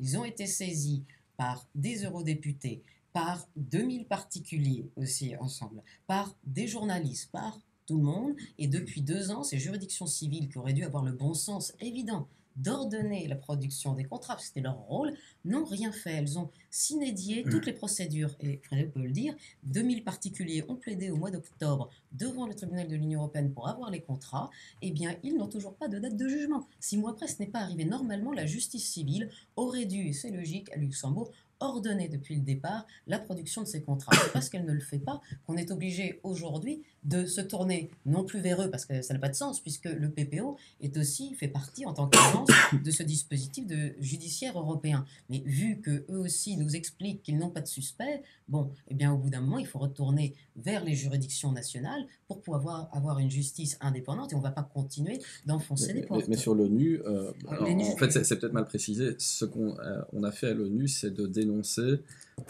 l'atteinte aux droits des avocats et les droits fondamentaux. Et aussi, c'est ce que nous avons dénoncé, puisque moi j'estime qu'en tant qu'avocat, c'est une atteinte et un empêchement d'exercer mon métier, mais à qui peux-je me plaindre, puisqu'il n'y a personne au-dessus de Mme Kövesi comme procureur. J'ose dire, peut-être pas autant, mais je ne pense pas que ce soit le bâtonnier de Paris qui va forcer Mme Kövesi à me donner son dossier. Par contre, il y a bien un rapporteur spécial à l'ONU qui est en charge de cette problématique-là, celle de l'indépendance des juges et des avocats, et je pense qu'on tombe en plein dedans. Donc ils ont été saisis, et ils ont 6 semaines pour nous dire s'il est normal que Mme Kövesi soit l'autorité de poursuite dans cette affaire, et s'il est normal aussi qu'on empêche des avocats d'accéder à un dossier, d'exercer leur métier, le justiciable aussi. Donc nous espérons des interventions. Et puis dans les faits qu'on va finir par rajouter, on a quand même des doutes quant à la sincérité et l'indépendance de certains magistrats de la CJUE à l'endroit de Mme von der Leyen. Pourquoi? Parce qu'ils ont tous quand même une idéologie un peu fédéraliste qui est qu'il faudrait capter la justice comme une compétence pleine de l'Union européenne et exclusive, et non plus une compétence partagée. Et donc, ils y concourent tous. Et donc, on a quand même des doutes. Moi, par exemple, on a assisté ensemble à un événement d'un lobby plutôt juridique qui était fédéraliste. On y a retrouvé le commissaire européen à la justice, on y a retrouvé le magistrat de la CJUE qu'on avait sollicité, qui nous a intentionnellement mal jugé, et on peut démontrer qu'il nous a mal jugé sur intention parce que nous l'avons filmé dans une audience publique, nous expliquer exactement le contraire du jugement qu'il nous a rendu. Donc c'est pour ça qu'on s'est rendu là-bas, d'ailleurs c'est pour l'interroger à la mode Élise Lucet, et ça a très bien fonctionné parce qu'il nous a très gentiment expliqué en quoi c'est tout le contraire de son jugement devait être fait. Donc on a immobilisé les pièces à ce propos, donc on pense que oui, il y a un problème à ce niveau-là, qu'on a besoin de juridictions indépendantes, et que, encore une fois, on est dans le cas où c'est la tête, vraiment le plus grand fonctionnaire de l'Union européenne qui est mis en cause. Quand c'est le parquet européen, on va avoir Madame Kövesi, donc c'est des fonctionnaires qu'on a mis à des niveaux très hauts, et c'est très difficile d'avoir des juridictions indépendantes qui nous donnent droit en respectant le droit et la jurisprudence. J'ajoute juste un petit mot sur le PPO. Il a quand même été créé au mois de juillet 2021, et contrairement à ce qui est dit, les juridictions nationales qui avaient des juges d'instruction, notamment la Belgique, la France et l'Italie, ont énormément contesté la création de l'EPPO, puisque ça heurtait directement et ça empiétait sur des compétences. Et il y a toujours quatre litiges. Il y a toujours quatre litiges en cours selon Madame Kövesi. Et il y a un autre problème qui est dans le cas d'espèce. Le règlement de l'EPPO, il pose des problèmes parce que, vu qu'ils n'ont pas obtenu l'unanimité des États membres et qu'ils l'ont écrit à peu près comme s'ils l'avaient obtenu, il y a des conflits de juridiction qui émanent du texte qui étaient peut-être difficiles à prévoir sans exemple concret. Donc ici, on est en train de faire l'expérience de ce texte, mais il y a un problème, c'est que l'utilisation qui en est faite, elle sort complètement de sa base juridique. Donc normalement, on peut appliquer ce règlement dans le respect des traités. Et en fait, l'utilisation qui est faite de ce règlement par les soi-disant procureurs de l'EPPO, c'est une utilisation qui viole les principes qui ont permis de mettre en place ce règlement. C'est pour ça que j'ai rappelé dans ma lettre de 30 pages adressée à l'EPPO tout un nombre assez important de considérants. Donc en fait, le législateur, il leur a créé un règlement, mais il a mis beaucoup de considérations, je ne sais pas si c'est presque 200. Et donc on leur rappelle, regardez, c'est un projet de création d'un parquet européen, donc ce n'est pas une entité finie. Donc c'est aussi pour ça qu'il y a une réserve à avoir sur le texte. Les députés, ils ont voté comme ça, comme un projet. Et puis ils ont assorti de beaucoup de considérations, et ce que fait le PP aujourd'hui contrevient à un nombre phénoménal de dispositions de leur propre règlement. Mais donc la justice européenne pourrait le dire. Non, parce que quand il y a un conflit entre le PPO et une justice nationale, ce qui est prévu par les textes, c'est que c'est la justice nationale qui décide du problème. C'est pour ça que nous sommes en fait devant la chambre du conseil belge. Et c'est pour ça aussi qu'il faut avoir le procureur du roi belge. Parce que la disposition, c'est que s'il y a un conflit, ce n'est pas au niveau de l'Union européenne qu'on va trancher, c'est pas au niveau de la CJUE, c'est au niveau du droit national. Et c'est pour ça que le PPO a saisi, comme j'ai dit à la USAM, les juridictions nationales belges et le Conseil et la Chambre du Conseil, parce qu'ils n'ont pas le choix et que c'est le droit belge qui doit déterminer. Pour le moment, c'est pire que ça. Ça veut dire que normalement, si on avait respecté la logique, le PPO, quand ils ont voulu se déclarer compétents, d'accord, et ils ne l'ont pas fait dans le délai légal, donc c'est déjà surprenant, ils auraient dû immédiatement saisir la Chambre nationale en disant « nous sommes éventuellement dans un conflit de compétences, donc avant que le juge d'instruction ne fasse son enquête, on tranche de la question de la compétence, de manière ouverte avec les parties ». Ça aurait été très bien, on aurait pu débattre et conclure à leur incompétence. Ce qu'ils ont fait, c'est quand même au final attendre plus d'1 an quand une enquête a été réalisée pour dire « en fait, on veut absolument mettre ce dossier à la poubelle ». Et ça devient vraiment très gênant. Et en plus, ils veulent le mettre à la poubelle sans expliquer comment eux-mêmes estiment que le ministère public devrait poursuivre les faits. Donc c'est quelque chose d'un peu embêtant. On est vraiment dans une espèce de no man's land juridique où le droit a complètement été vaporisé, le procureur n'existe plus, on ne sait même pas juridiquement comment le procureur du roi a disparu de ce dossier. Pour nous, il est toujours en charge, mais il ne s'exprime plus, il ne vient plus, il n'est pas convoqué. C'est quelque chose d'assez ahurissant. Et sur les États, on va faire. Non, mais parce qu'il y avait une deuxième question sur est-ce que les États ont vu les contrats? A priori, je suppose que oui, mais je vais vous dire, dans l'association Bon Sens dont j'ai parlé, qui a critiqué les contrats et essayé de les faire invalider, eh bien, jamais au cours de cette procédure, Santé publique France n'a produit les contrats. Jamais ça n'a été donné. On a fini par juger en France que ce contrat avec sa clause d'attribution aux juridictions belges, eh bien, il était valable. Donc maintenant, c'est tous rendez-vous en Belgique. Mais les juridictions françaises, et c'est extraordinaire, ont jugé ça sans voir le contrat. On a, nous, demandé plusieurs fois à Santé publique France, et Santé publique France a dit « Ah ben non, je ne peux pas lever le secret parce que c'est le secret que la Commission m'impose. » Eh bien, écoutez, il y a un problème, puisque moi, dans mon droit national, j'ai aussi le droit à la transparence. Ce n'est quand même pas l'Union européenne qui va détruire mon droit national à la transparence. Et sur ce point, d'un point de vue juridique, le droit européen, il y a une primauté du droit européen, mais il y a des arrêts qui expliquent qu'elle cesse si le droit européen viole des droits fondamentaux qui seraient respectés au niveau inférieur, donc au niveau des États. Donc il y a là encore une véritable difficulté. On ne les a plus, mais je suppose que les États n'ont pas signé les yeux fermés. Ça, c'est une évidence. Et alors pour ceux qui parlent italien, il y a une émission sur la RAI, qui est, enfin un espèce de documentaire qui a rappelé donc le fonctionnaire qui a dû signer le contrat, a dit que la pression qui a été mise par la Commission et Pfizer était tellement forte en matière de menaces, de poursuites, s'il y avait une fuite de confidentialité. Je vous rappelle qu'elle n'aurait jamais dû exister, cette confidentialité. Les fonctionnaires ont reconnu en Italie qu'ils avaient signé le contrat sans taper le mot de passe qui permettait de le consulter. Donc on a une signature à l'aveugle. Et en plus, on se pose des questions pour la légalité dans différents États membres, qui est la signature d'un contrat qui est produit et qui n'est pas traduit, et dans une langue qui est étrangère. Donc ça pose un problème. Hein. Donc moi, c'est comme par exemple, si j'ai quelqu'un qui en Belgique doit lire un acte dans la partie francophone et que c'est en néerlandais, que ça lui est pas traduit et qu'il n'est pas capable de parler néerlandais, on se pose comme des questions en matière de consentement réel et de sincérité des actes. Hein. Donc, D'où le lu et approuvé.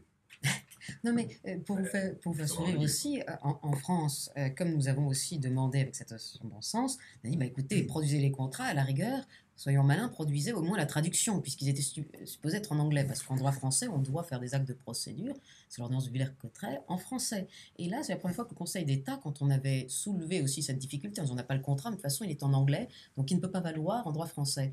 Et bien de façon stupéfiante, première fois que j'ai entendu tous les conseillers du Conseil d'État, c'était la Chambre réunie, l'arrêt de section, ils ont tous dit « Oh ben vous inquiétez pas, on parle anglais ». Alors ça, c'est la première fois. Je suis heureuse de l'apprendre, mais la France a révolutionné le droit, a jugé valable un contrat en anglais qu'elle n'a pas vu. Bon, c'est extraordinaire. Moi, je le dis à l'attention du Conseil d'État. Une question qu'on a sur le fil. Les citoyens demandent comment ils peuvent rejoindre la procédure et à quelles conditions. Bah, il faut qu'ils s'estiment d'abord préjudiciés, donc victimes, qu'ils expliquent en quoi, par exemple, on a violé leurs droits, qu'on leur a porté préjudice. Peut-être que s'ils sont assez nombreux, ça serait bien pour eux qu'ils se réunissent sous la bannière peut-être d'un seul avocat, parce que, ou de plus, enfin peu importe lequel, hein, mais pour faire des groupes cohérents. Je vous explique pourquoi. C'est parce que la justice doit signifier les audiences, et que si vous êtes soucieux de l'économie des moyens de la justice belge, si le juge doit signifier, par exemple, 10 000 personnes représentées individuellement dans leur domicile respectif, le coût de signification d'une audience devient intolérable. Donc c'est pour ça que c'est peut-être mieux soit de rejoindre des groupes déjà existants, ou de trouver un avocat qui va faire un appel collectif et joindre plusieurs victimes. Mais vous parlez de groupes cohérents. Est-ce que ça ne génère pas un peu une confusion que vous ayez été rejoint par des employés du secteur aérien, justement, qui ont décidé de rejoindre d'autres projets? J'ai l'impression que vous, c'est beaucoup la transparence, et il est clair qu'il y a un déficit de transparence. Eux, vraisemblablement, c'est plus sur la composition du produit. Est-ce que là, il ne risque pas d'y avoir une confusion sur les raisons pour lesquelles tout le monde... Alors, c'est justement ce pourquoi le parquet... J'entends. En fait, c'est assez simple, c'est que c'est justement ce qui va embêter le parquet européen, c'est que les différentes victimes que nous ne contrôlons pas, donc en fait, quand on me dit quelles sont les dispositions, je peux vous les expliquer, mais vous êtes libre de le faire et je ne peux pas vous en empêcher. Donc quand bien même je voudrais essayer, je ne peux pas. Donc quiconque s'estime victime, vous pouvez avoir un viol par exemple, si 4 autres personnes disent qu'elles ont été violées par le même violeur, elles se joignent pour à peu près les mêmes faits, donc on a une procédure un peu collective. Ici, si ils estiment qu'ils ont des préjudices qui sont différents du mien, et bien en fait ce qu'on va avoir, c'est des victimes qui ont des natures de préjudices différentes. Et pour le moment, je vous rappelle que c'est l'EPPO qui essaye de dire qu'aucune des victimes n'a intérêt à agir. Donc c'est plutôt favorable pour nous et embêtant pour eux. Donc voilà, que les gens soient préjudiciés de différentes natures, tout le monde a le droit de la réparation d'un préjudice, tout le monde a le droit de dire j'ai été victime de la violation de mes droits fondamentaux ou de la corruption et de faire valoir ses droits en justice. Donc ça, c'est un peu hors de notre contrôle, hein, pour être honnête. C'est hors de notre contrôle, mais moi j'ajoute quand même que lorsque Mme Janine Small a été auditionnée par le Parlement européen en lieu et place de M. Bourla, elle a parlé des SMS, mais elle a quand même reconnu publiquement qu'il savait que ce produit n'avait pas de capacité antipandémique ab initio, ce qui suppose de se poser la question de la légitimité des mesures de contrainte sanitaire et de leur proportionnalité avec l'objectif de santé publique affiché, avec la poursuite de cet objectif. Or, vous savez très bien qu'on peut considérer que si finalement ces mesures étaient disproportionnées, alors elles ont porté atteinte à la liberté d'aller et venir, à la liberté de réunion, à la liberté de chacun de nous, et ont entraîné des discriminations. Donc ça, ce sont des variétés de préjudices que beaucoup peuvent faire valoir. Comme je l'ai dit, il y a aussi les victimes, ceux qui ont été vaccinés, qui pensent peut-être que ce vaccin leur a occasionné des lésions et des dommages, auraient peut-être fait un choix différent, comme je dis, en lisant les contrats. Parce que dans ces contrats, il y a cette question-là. On a dit aux gens, allez vous faire vacciner pour protéger les autres. Et là, c'est un problème de transparence aussi pour tout le monde, puisqu'on n'a pas donné une information sincère et véritable. Et enfin, j'en ai la question de la sécurité aérienne. C'est une question qui est transpartisane, comme qui est pour tout le monde. La sécurité aérienne, tout le monde a envie de se sentir en sécurité dans un avion, et il est légitime que ces contrôles aient été faits par les ASA. C'est leur rôle, comme je vous l'ai dit. On ne peut pas piloter. Si vous avez pris un antihistaminique, imaginez la question. Donc, d'ailleurs, la responsabilité porte sur le pilote aujourd'hui. Donc c'est le capitaine qui va être responsable pour les autres institutions, parce que c'est lui qui est le commandant de bord. À la fin, on lui dira, voilà. Et on a quand même un problème, c'est, je disais tout à l'heure, il y a une mécanique pour porter atteinte aux droits fondamentaux. Il faut que l'atteinte soit légitime, proportionnée, strictement nécessaire. C'est la première contrainte. Et puis après, pour l'objectif poursuivi. Sinon, on est dans un cas de violation arbitraire de droits fondamentaux ou éventuellement d'abus de droit. Il y en a un autre qui est l'autorité publique, c'est pas un citoyen. L'autorité publique a la charge de la preuve, ce que la commission van der Leyen a commencé à inverser d'une manière un peu violente. Ça veut dire que normalement, elle doit démontrer de manière concrète, comme par exemple elle veut faire obstacle à la transparence, qu'elle a un motif légitime. Et pourquoi est-ce qu'elle a la charge de la preuve, qu'elle doit l'établir de manière vraiment concrète? C'est parce qu'elle peut voir, par exemple, les contrats. Donc, vu qu'elle peut avoir connaissance de l'information, elle peut plus facilement justifier pourquoi elle ne la donne pas. Ce qu'elle fait, c'est inverser en disant, vous, citoyens, justifiez pourquoi vous voulez exercer votre droit à la transparence. Et donc, on a un problème qui est, aujourd'hui, on se rend compte que ces contrats qui ont été cachés, je le rappelle, même à l'essentiel des parlementaires européens qui ont une mission de contrôle de l'activité de la Commission. Hein, ça fait partie des missions des parlementaires. D'ailleurs, on a dans les députés, si je m'abuse, quelqu'un qui est quand même en train d'affirmer qu'on a entravé sa mission parlementaire de contrôle de l'activité de la Commission. Et donc, en fait, ces contrats, la Commission elle-même, elle ne pouvait pas les ignorer. Donc, moi, je peux encore dire... Le Parlement européen a été trompé en votant un texte éventuellement liberticide parce qu'il a estimé que c'était légitime, proportionné et strictement nécessaire. Sauf que si Mme von der Leyen leur a caché une disposition du contrat qui était de nature à dire exactement le contraire, ça veut dire qu'on les a obligés à agir sur une base arbitraire. Et ça, en droit belge, il y a l'article 151 du Code pénal qui prévoit que c'est une infraction. Et puis, là, je me permets aussi pour éviter les confusions. Il y a des partis politiques qui ont rejoint de tous les pays. Il y en a un italien qui s'appelle Génération Future, il y a Honneur aux Belges un parti qui s'appelle Vivant, et nous avons les Français, les Patriotes, dans la presse. Mais la question de la transparence, c'est une question dont tous les partis politiques européens devraient saisir. La transparence, elle est pour tout le monde. C'est pour que tout le monde le voit. C'est un intérêt fondamental des citoyens. Comme je l'ai dit au départ, la démocratie, c'est pas juste de voter, c'est de pouvoir contrôler. Et je trouve salutaire pour la démocratie que des partis politiques viennent au nom de leurs adhérents dire mais nous c'est ce que nous demandons en tant que citoyens, nous avons ce droit, le droit de vote c'est un droit personnel, celui de contrôle également, et je trouve formidable que tous ces partis se joignent parce qu'il y a une chose qui est fondamentale aussi, là on parle de vaccins, mais il y a au niveau supérieur, il y a une question de contrôle de l'action publique. Vous avez bien compris que Mme von der Leyen explique qu'elle n'a pas archivé ces SMS. Il y a un règlement européen sur les archives publiques. Les archives publiques, vous pouvez tous consulter, ça permet de savoir comment les décisions ont été prises. Aujourd'hui, ils affirment, et ce qu'elle dit, je n'archive pas, qu'ils n'ont pas archivé les short-lived messages, parce que par principe, selon eux, mais c'est leur idée, qu'il n'y aurait rien d'important dans des textos. Moi, j'ai parfois reçu des textos, il y a des choses dedans, il y a 3 lignes, c'est très important. Mais on le voit bien qu'il y a des scandales actuellement de WhatsApp files, de ceci, de cela. On voit bien que l'action publique se fait par textos pour être soi-disant plus rapide. Venir les exclure par principe de l'archivage public, mais c'est nous empêcher tout un chacun de contrôler cette action publique dans n'importe quel domaine, sachant mais que les messages, moi je suppose quand même que donner son téléphone professionnel à sa secrétaire à la fin de la journée pour y mettre un câble et récupérer les messages, je ne vois pas quelle est la difficulté. Mais aujourd'hui, les partis politiques doivent se saisir de cette question d'atteinte à la transparence, parce que les citoyens ne pourront plus contrôler les mécanismes d'action publique si on met de côté tous les D'ailleurs, SMS. je vous rappelle quand même qu'ils ont toujours des boîtes mail officielles, hein, donc ils sont toujours capables d'envoyer des emails avec la preuve du contraire. Bien sûr. Mais ce qu'il faut comprendre, c'est que si on ne met pas en branle cette mécanique nouvelle de violation systématique des droits fondamentaux, on va avoir un problème. Je vous évoque un autre exemple. Je crois que vous connaissez Madame Eva Kaili, hein, qui a été rendue célèbre récemment. Madame Eva Kaili, elle fait partie d'un groupe de 49 députés européens qui ont fait l'objet de rapports secrets de l'OLAF, qui ont été tenus secrets par Madame Roberta Metsola, hein, donc, qui connaît bien Madame von der Leyen, qui est la présidente du Parlement européen. La presse, il y a une partie des journalistes qui a déjà essayé de se joindre à l'effort pour essayer d'obtenir la copie de ces rapports secrets, mais on ne comprend pas pourquoi ils le sont, de l'OLAF. Je vais vous dire le type d'abus dans lequel on se trouve, et ça nous touche pour le Luxembourg. La commission nous sort comme excuse pour ne pas nous donner les rapports de l'OLAF sur des députés qui ont détourné des fonds publics, d'accord, 49, qui est le droit à la vie privée des députés. Donc, si je veux le rapport et qu'ils anonymisent le rapport, il ne me sert à rien, donc on ne me le donne pas.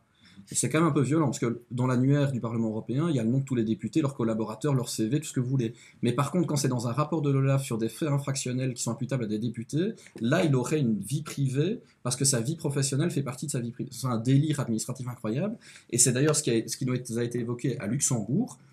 Aucun des agents que nous avons vus au siège bruxellois et luxembourgeois de l'EPPO n'a accepté de s'identifier. Ils ont tous dissimulé leur badge, d'accord ? Et nous avons obtenu une signature de quelqu'un qui nous a dit qu'elle ne mettait pas son nom, son prénom et sa qualité par respect pour sa vie privée. Et donc on est dans un délire en matière de violation de principes de droits administratifs et de droits fondamentaux. Et c'est vrai qu'on a cette affaire-ci, mais si on ne s'attache pas à sanctionner les infractions, ça veut dire que ce principe, on accepte qu'il se généralise à toutes les affaires. Et ça, on y est vraiment fondamentalement opposé. Et c'est la raison pour laquelle on ira jusqu'au bout, même si ça prend 10 ans, faut être honnête. Et puis c'est une question de responsabilité. Quand les gens sont fonctionnaires, pourquoi ne pas vouloir s'identifier? Très sincèrement, c'est pour qu'on vous retrouve pas. Alors qu'à partir du moment où vous exercez des responsabilités de fonctionnaire, les policiers, ils ont leur matricule. Enfin, il n'y a pas de raison de ne pas vouloir donner son identité. Et ça, c'est une des premières infractions, effectivement, à relever. C'est une obligation. Juste une question pour moi, en fait, Ouais. sur Vas-y. on attend la décision de la Chambre du Conseil. Est-ce qu'elle doit simplement trancher sur le parquet ou le non-parquet compétent pour continuer à mener les poursuites, ou est-ce qu'elle pourrait déjà décider de dire votre dossier est recevable ou irrecevable et l'enterrer royalement? Alors, ce qui a été convenu, parce que en gros, vu le sac de nœuds que c'est devenu à cause de l'EPPO et la qualité de Madame von der Leyen, hein, donc ça n'arrive pas tous les jours, donc même pour eux, c'est un peu délicat de comprendre quel est le cadre, parce qu'ils n'ont pas de cadre habituel, hein, donc c'est assez compliqué. Il a été convenu à peu près entre tout le monde, que ce soit les partis adverses ou les plaignants, même le juge d'instruction et la présidente et le PPO, qu'il fallait quand même nourrir la réflexion de manière collective pour savoir quelle était la procédure appliquée. Donc en fait, on a 3 critères que j'évoquais en début de conférence, qui sont les questions d'immunité, les questions de compétences et les questions d'intérêt des victimes. Et donc, en gros, on a la charge jusqu'au mois de décembre, où il y aura une nouvelle audience, d'éclairer de manière circonstanciée la Cour, enfin la Chambre du Conseil, sur quelles sont les considérations des uns et des autres à ce propos-là. Mais Donc, en attendant, l'enquête continue. Oui, c'est et ça. donc, en attendant, c'est plus compliqué que ça. C'est que le dossier est remis à disposition du juge. Mais il n'y a pas d'enquêteur qui travaille pour l'instant. Ça, on commence à aller sur le fond, on ne peut pas vraiment répondre, mais le dossier il est remis à disposition du juge. D'accord ? Donc si le juge estime, quand il a reçu le dossier, qu'il est toujours compétent pour agir et qu'il veut prendre des réquisitions et effectuer des devoirs, a priori, il aura le droit de le faire. C'est ce qu'a dit la présidente. En ce moment, Normalement, on lui remet à non. disposition, mais il a des points, il a des doutes procéduraux, je pense, et il veut écarter ses doutes pour être sûr que son action est bien légale, donc c'est tout à son honneur. Et donc, s'il les écarte, à mon sens, il est libre de prendre toutes les dispositions qu'il veut. C'est ce qui nous a été expliqué pendant l'audience. Mais quel parquet? Enfin, je veux dire, qui va. Ça veut dire, Il y a peut le no faire man's des land actes. du parquet. Mais, C'est Parce lui. que pourquoi le procureur n'était pas là? mais C'est une grande question qu'on a on- posée on à sait pas. l'audience en Il a expliquant été- qu'il fallait pour la prochaine Bah, audience d'ailleurs, qu'il soit là. moi j'invite tout le monde à écrire au procureur du Du roi roi. pour savoir s'il va S'il est là. bien d'abord, s'il a Si- remis sa démission au mission. roi parce que je peux lui donner l'adresse du palais royal, et s'il il continue d'exercer ses fonctions parce qu'alors il doit se manifester, intervenir. Mais Ah sur bah, le point ça, c'est précis sûr. que vous venez de dire, ça veut dire qu'après l'audience, et le parquet liégeois et le parquet européen peuvent, selon vous, tous les deux, continuer ça. à travailler, à avancer sur Ouais. leur enquête s'ils le souhaitent. C'est- Ils ont les mains libres des deux côtés en parallèle. Alors c'est pas vraiment le parquet qui fait l'enquête, normalement c'est le juge qui est censé demander des moyens au parquet.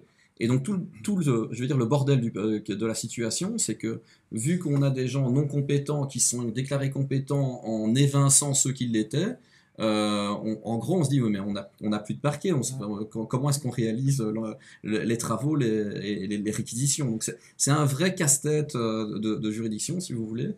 Mais juste. Et donc on est un peu pour le moment sans conclusion, et donc c'est pour ça que les avocats des différentes parties ont un calendrier qui ne vous est pas communiqué, mais qui sert à justement préciser les différents aspects. Et donc, quand on lit dans la presse que le PPO a repris l'enquête et que Non. la Pologne veut sortir de l'enquête, qu'est-ce qu'il en est réellement pour le lecteur, on va dire? Donc, le PPO a-t-il repris l'enquête Non. ou pas? Et la Pologne est-elle dans la plainte ou pas? Alors, pour une première chose, les avocats de la Pologne se sont présentés à l'audience, ont noté le calendrier comme tout le monde et n'ont pas expliqué au juge qu'ils ne seraient pas là le 6 décembre. Je pense qu'ils vont être là. Il y a aucune D'ailleurs, raison. on peut quand même dire qu'a priori, Bien sûr, ils n'ont pas soudé. affirmé qu'ils sortiraient, Pas du donc tout. l'information, à mon sens, est fausse. Et ils avaient préparé leur dossier et ils ont aussi plaidé leur affaire. Ils n'ont pas d'instruction, on va dire, de sortir. Ça, on ne sait pas ce qu'ils ont comme instruction, mais en tout cas, on peut constater que oui, Qu'ils ils sont étaient pas- avec nous, ils sont sortis en même temps que nous de la salle d'audience, donc tout le monde a pu les voir, et qu'ils ont bien assisté à la plaidoirie, qu'ils n'ont pas affirmé durant leur plaidoirie que leur État avait décidé de se retirer de l'affaire. Ils ont même développé des considérations par rapport à la procédure. Donc je suppose qu'un État qui voudrait se retirer dirait je suis plus intéressé, je m'exprime pas.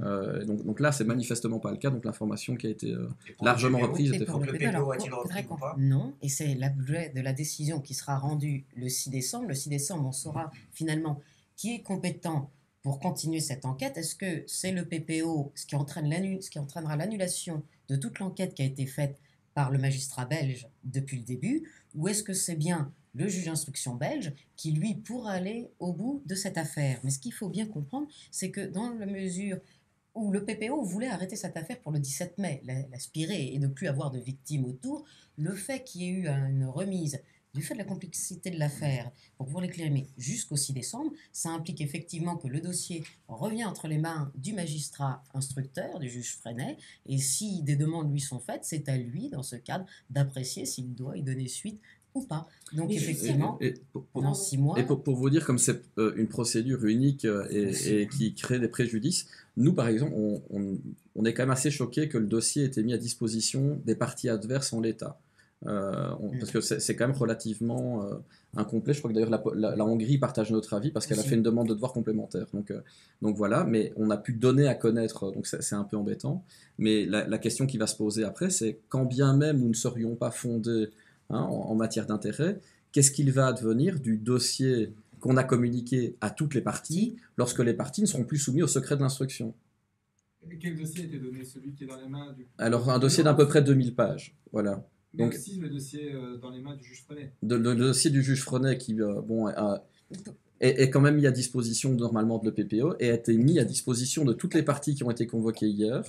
Pour être Ok, plus- tout le monde a sa main. Donc, et c'est pour C'est ça qu'on ça. vous dit qu'en fait on est quand même soumis au secret de l'instruction parce qu'on a eu accès au dossier et comme toutes les autres parties, c'est pas seulement En fait, quand le juge fait son instruction, il y a un secret de l'instruction et les parties, même nous, n'ont pas nécessairement accès puisque justement, quand on fait des actes d'enquête, il ne faut pas qu'ils soient perturbés.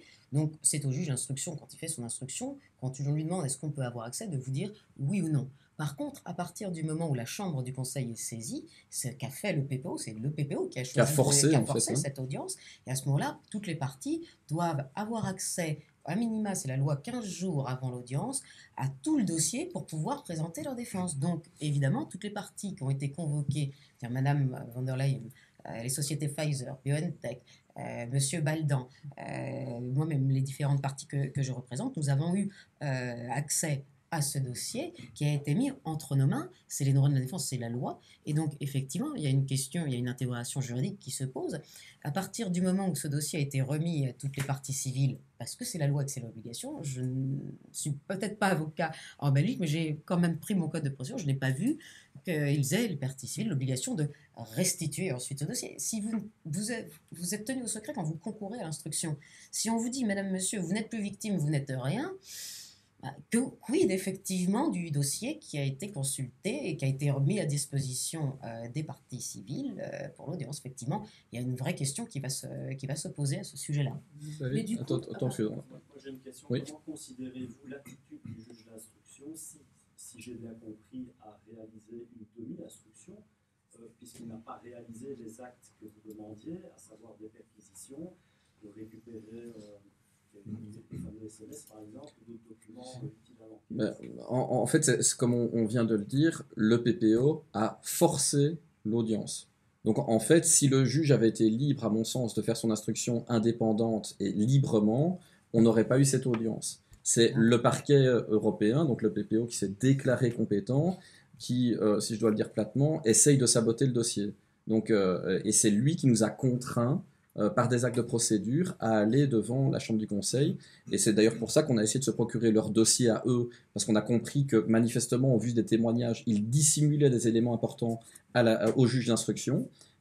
Chose pour laquelle maintenant on a quand même signifié le juge à ce propos, parce qu'on est un peu choqué s'ils ont une obligation de coopération loyale, qu'ils tiennent des éléments secrets, même pour le juge d'instruction. Ça commence vraiment à nous embêter.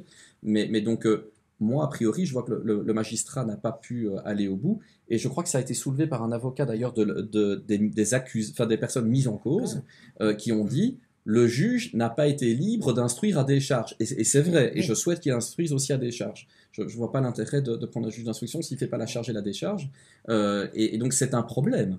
Donc aujourd'hui, on aimerait bien voir aussi s'il y a des éléments qui concourent à l'innocence de Madame von der Leyen, mais on n'a pas laissé le juge le faire. Mais jusqu'à présent, Attends, on va peut-être terminer. Ma question n'est peut-être pas assez claire. Ouais. Moi, j'ai l'impression que le juge s'est d'une certaine manière un petit peu auto-censuré en faisant certains actes d'instruction faciles à réaliser, c'est-à-dire récupérer des rapports qui sont déjà dans le domaine public. Mais lorsqu'il s'agit de poser des actes d'instruction forts, comme une perquisition, ça n'a pas eu lieu. Alors, en fait, c'est ce qu'on a réexpliqué. En fait, c'est que quand même le juge, quand il veut requérir des moyens, les demande au parquet, et vu que le procureur du roi est signalé disparu, en fait, il doit les demander à l'EPPO qui ne veut pas les réaliser, a priori. C'est pour ça qu'il nous envoie d'ailleurs devant la Chambre. Et donc, c'est pour ça qu'on est très embêté, qu'on dit qui représente le ministère public. Nous, on ne comprend pas. D'ailleurs, moi, je ne considère pas que le PPO peut être le ministère public en Belgique. Et donc là, on a un vrai problème qui est, on a un juge d'instruction un peu flottant qui a plus de parquet. Donc c'est un vrai problème. C'est inédit. Si on n'avait pas eu ce nouveau règlement, le PPO, je crois, est en fonction depuis juin 2021. Donc, et comme arrivé à avoir des problèmes avec 4 États membres depuis. Donc on est le 5e avec la Belgique. Sur 22 signataires initiaux, ça fait un quart des États membres a un problème d'application de ce règlement. Donc on voit qu'en fait, plutôt, normalement, ils sont là pour concourir à la poursuite des infractions. D'accord ? Donc ils doivent aider, en fait, ils doivent favoriser la coopération et la coordination entre les différentes justices des États membres. Ce qu'on voit ici, c'est qu'en fait, ils ont un rôle perturbateur et qu'à aucun moment, ils n'ont par exemple demandé à 5 pays européens différents de lancer des procédures en même temps qu'eux. Non, tout le monde est venu en Belgique, il y a une seule juridiction, tout le monde était au même endroit. À quoi ils servent ? On ne comprend pas. Et donc, vas-y. Pour répondre aussi à une question, si on s'interroge, on dit qu'à partir des documents publics, il y a quand même des indices graves graves et concordants qui permettent de soupçonner la commission des infractions. Vous savez que parfois on peut aussi faire des jugements sans passer par des instructions, par exemple en citation directe. À partir du moment où on peut penser que quelqu'un n'a pas d'immunité puisqu'elle a agi secrètement en dehors de tout mandat, on peut aussi imaginer d'agir autrement parce que puisque on porte une par exemple destruction de documents publics, libre à la partie qui est accusée de les produire. Si vous voulez, on n'est pas tout seul quand même. Et le silence en lui-même est une preuve. Au bout d'un moment, ça fait 2 ans que personne ne produit rien. Néanmoins, on a la médiatrice européenne qui le dit, qu'il y a un problème, la Cour européenne des comptes. Il y a tout le monde qui le dit. Ça saute aux yeux au bout du compte. Moi, est-ce que cet dossier, même au-delà des actes d'enquête que les uns peuvent vouloir ou pas vouloir, mais moi, de mon point de vue, même avec des éléments publics et extérieurs, je suis avocat, mais je serais vraiment embêté si on m'assignait en citation directe en disant finalement, avec les éléments déjà extérieurs, n'est-ce pas suffisant? Et c'est ça la grande question, parce qu'à force de ne pas répondre, eh bien tous ces silences concourent à apporter une preuve. C'est ce qu'on voit, en tout cas, c'est ce dont on peut tous se rendre compte aujourd'hui. Mais le parquet belge. Bon, je crois qu'il n'y a plus de doute que maintenant Ursula ne veut pas donner ses SMS et qu'elle ne le fait pas volontairement, donc il y a quelque chose à cacher. Mais c'est quand même interpellant que ce soit un citoyen qui doit faire appel à ça et que les États membres, avec leurs ministres, ne s'interrogent pas de qu'est-ce qu'elle cache et comment est-ce que le procès pourrait faire cascade et interpeller. Comme on l'a expliqué, il y a 2 États membres avec nous. Oui, d'accord. Donc c'est pas les États membres s'intéressent quand même, ça dépend lesquels. Et donc, effectivement, on considère que tous les États membres devraient le faire.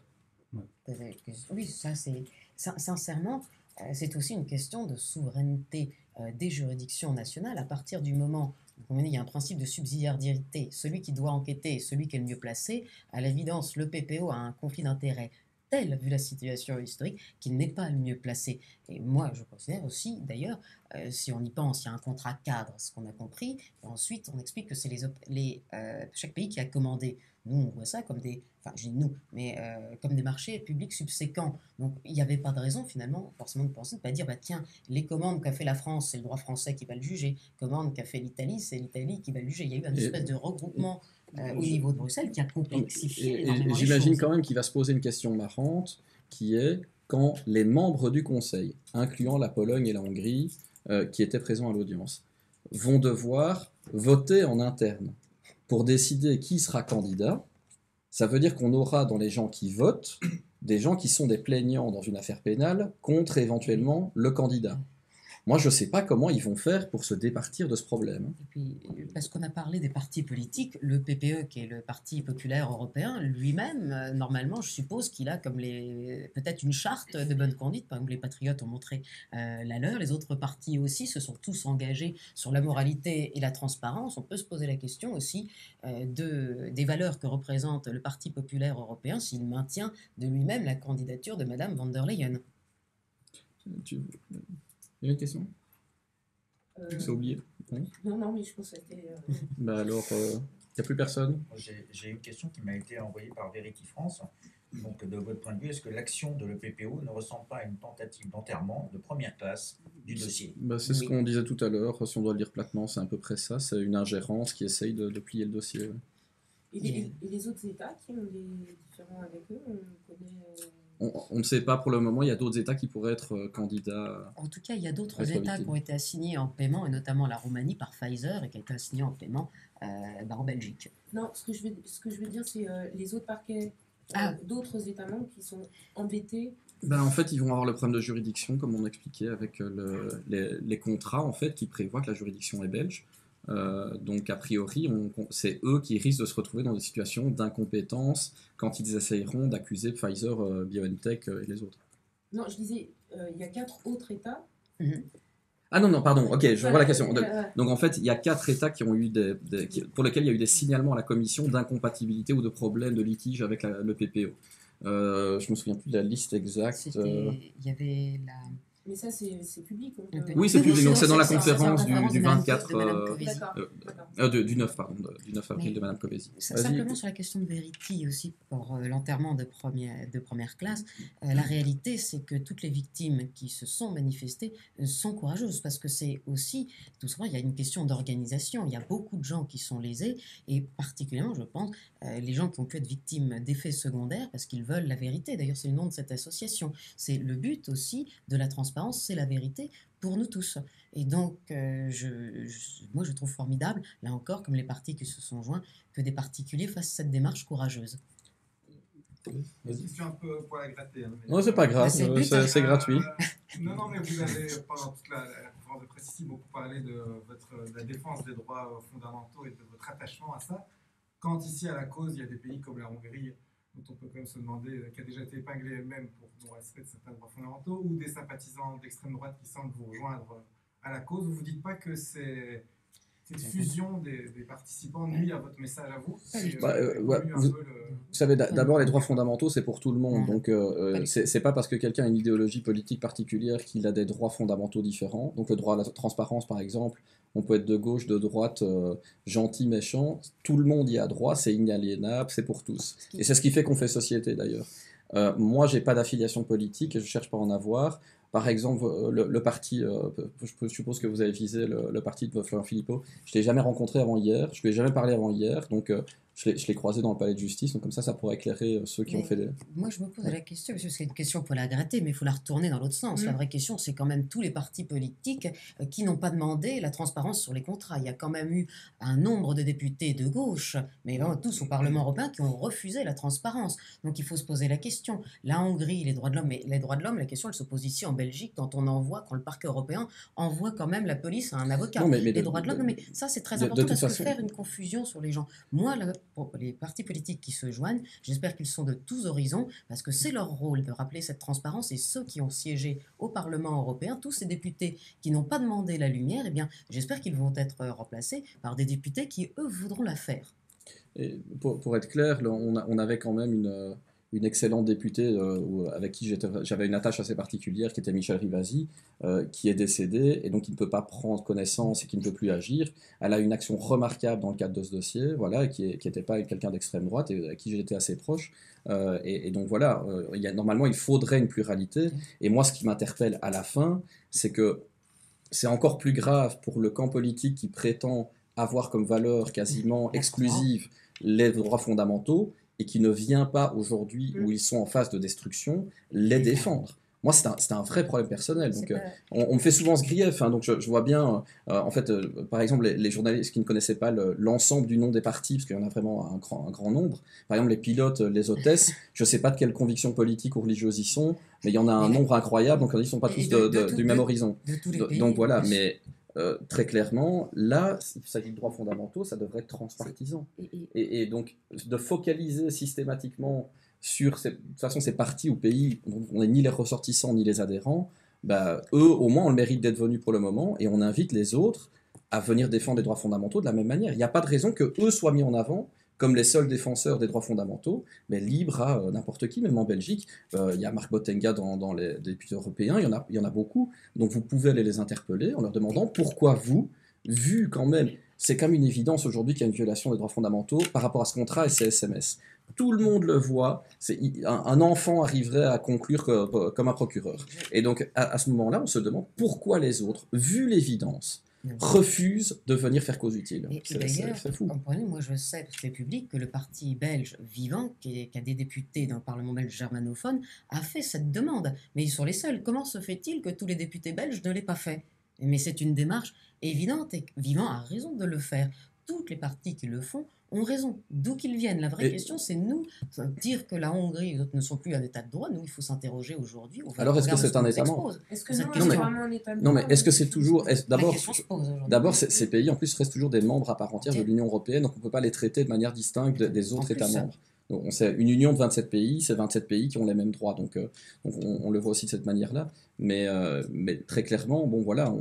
on est dans une situation où ça devrait vraiment dépasser ces clivages dichotomiques idéologiques qui, à la fin, privent les gens de débats intelligents.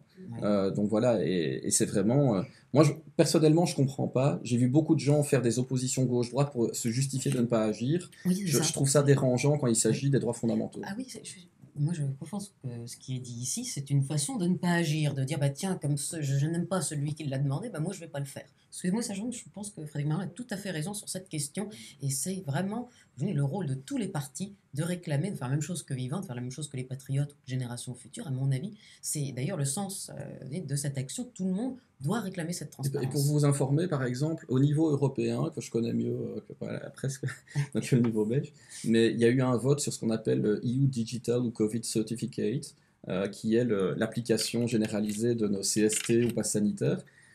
C'est une mesure qui a été quand même liberticide, hein, aujourd'hui c'est quand même très évident, qui a d'ailleurs fait intervenir des lobbies pour arriver à justifier son existence. Et en réalité, quand on regarde qui a voté pour et qui a voté contre, on n'a même pas la même représentation qu'à l'audience. Donc en fait, en Belgique, je vais vous dire, il n'y a que 2 députés de mon souvenir qui ont voté contre, c'est Marc Tarabella et Marc Bottenga. Donc c'est plutôt l'extrême gauche et le parti qui est classé à gauche. Donc encore une fois, les partis de droite dans certains pays ont voté contre. C'est vrai qu'ils sont plus majoritaires contre ces dispositions, mais pour nous, c'est un problème général. C'est même effrayant de voir qu'il y a une masse telle de politiciens d'un peu tous les horizons qui ont pu voter des dispositions contre les droits fondamentaux. Moi, franchement, ça m'effraie. Hein. C'est l'inverse de la démocratie. On va devoir... on est déjà à midi, donc si vous voulez vraiment très vite pour ne pas vous priver de questions. Ouais, c'est vraiment une simple question pour les citoyens. Donc en fait, on constate quand même, moi je parle en tant que Belge citoyen, quand il y a un gros problème systémique, d'ailleurs le mot revient souvent de votre bouche, c'est systémique. Par exemple, vous avez parlé tout à l'heure d'un fonctionnaire qui refuse de donner son nom pour une situation de vie privée. Bon, on retrouve ça jusqu'à la police. Parce que nous, on est souvent dans les manifestations et on voit que la police ne porte plus son matricule. C'est systémique. Pourtant, l'article 41, il est ce qu'il est. Vous demandez sa carte de légitimation et vous téléphonez au 101 s'il ne vous la présente pas. Oui, mais le problème, on l'a déjà dit tout. Mais c'est hors sujet. Voilà. C'est vraiment un problème de tronc. Et la dernière question, et puis on quitte. Comment expliquer la protection dont jouit von der Leyen parce qu'on a vu que Charles Michel a eu des problèmes pour moi avec ça. Il était beaucoup plus malmené dans les médias. Mais elle, apparemment, elle a l'air d'être vraiment intouchable. Alors, intouchable, je ne sais pas. Maintenant, elle a négocié des contrats qui valent des dizaines de milliards. Donc, je suppose que ça crée, ça crée des solidarités. Mais bon, voilà, dans la mesure où on n'a pas appliqué les textes nécessaires à sa suspension, ça pose un vrai problème. Et donc, en fait, la suspension, normalement, elle contribuerait au fait que l'enquête peut être sereine, même pour le PPO, hein, admettons qu'ils soient compétents, et je trouverais ça délirant, mais eux-mêmes, ils devraient réclamer qu'elle soit suspendue pour ne pas nuire, du fait de sa fonction, à l'enquête qui est celle du juge. Mais je dirais pas ça, c'est nous, en droit français, quand quelqu'un est convoqué au tribunal et qu'il se prend par la voix de son avocat, on dit qu'il a été touché par la procédure, donc elle n'est pas intouchable, elle est bien arrivée. Il faut quand même se rendre compte qu'elle a pris, il y a eu des avocats qui sont venus, donc c'est quelqu'un en fonction, en plus haute fonction de l'Union européenne, qui a un procès en cours et dans lequel on trouve normal de la convoquer devant la justice pénale. C'est extrêmement, donc je pense que c'est difficile, mais je ne la crois pas intouchable. Je trouve que c'est ce que nous avons réussi à faire, c'est qu'elle soit touchée. Et donc on va rester...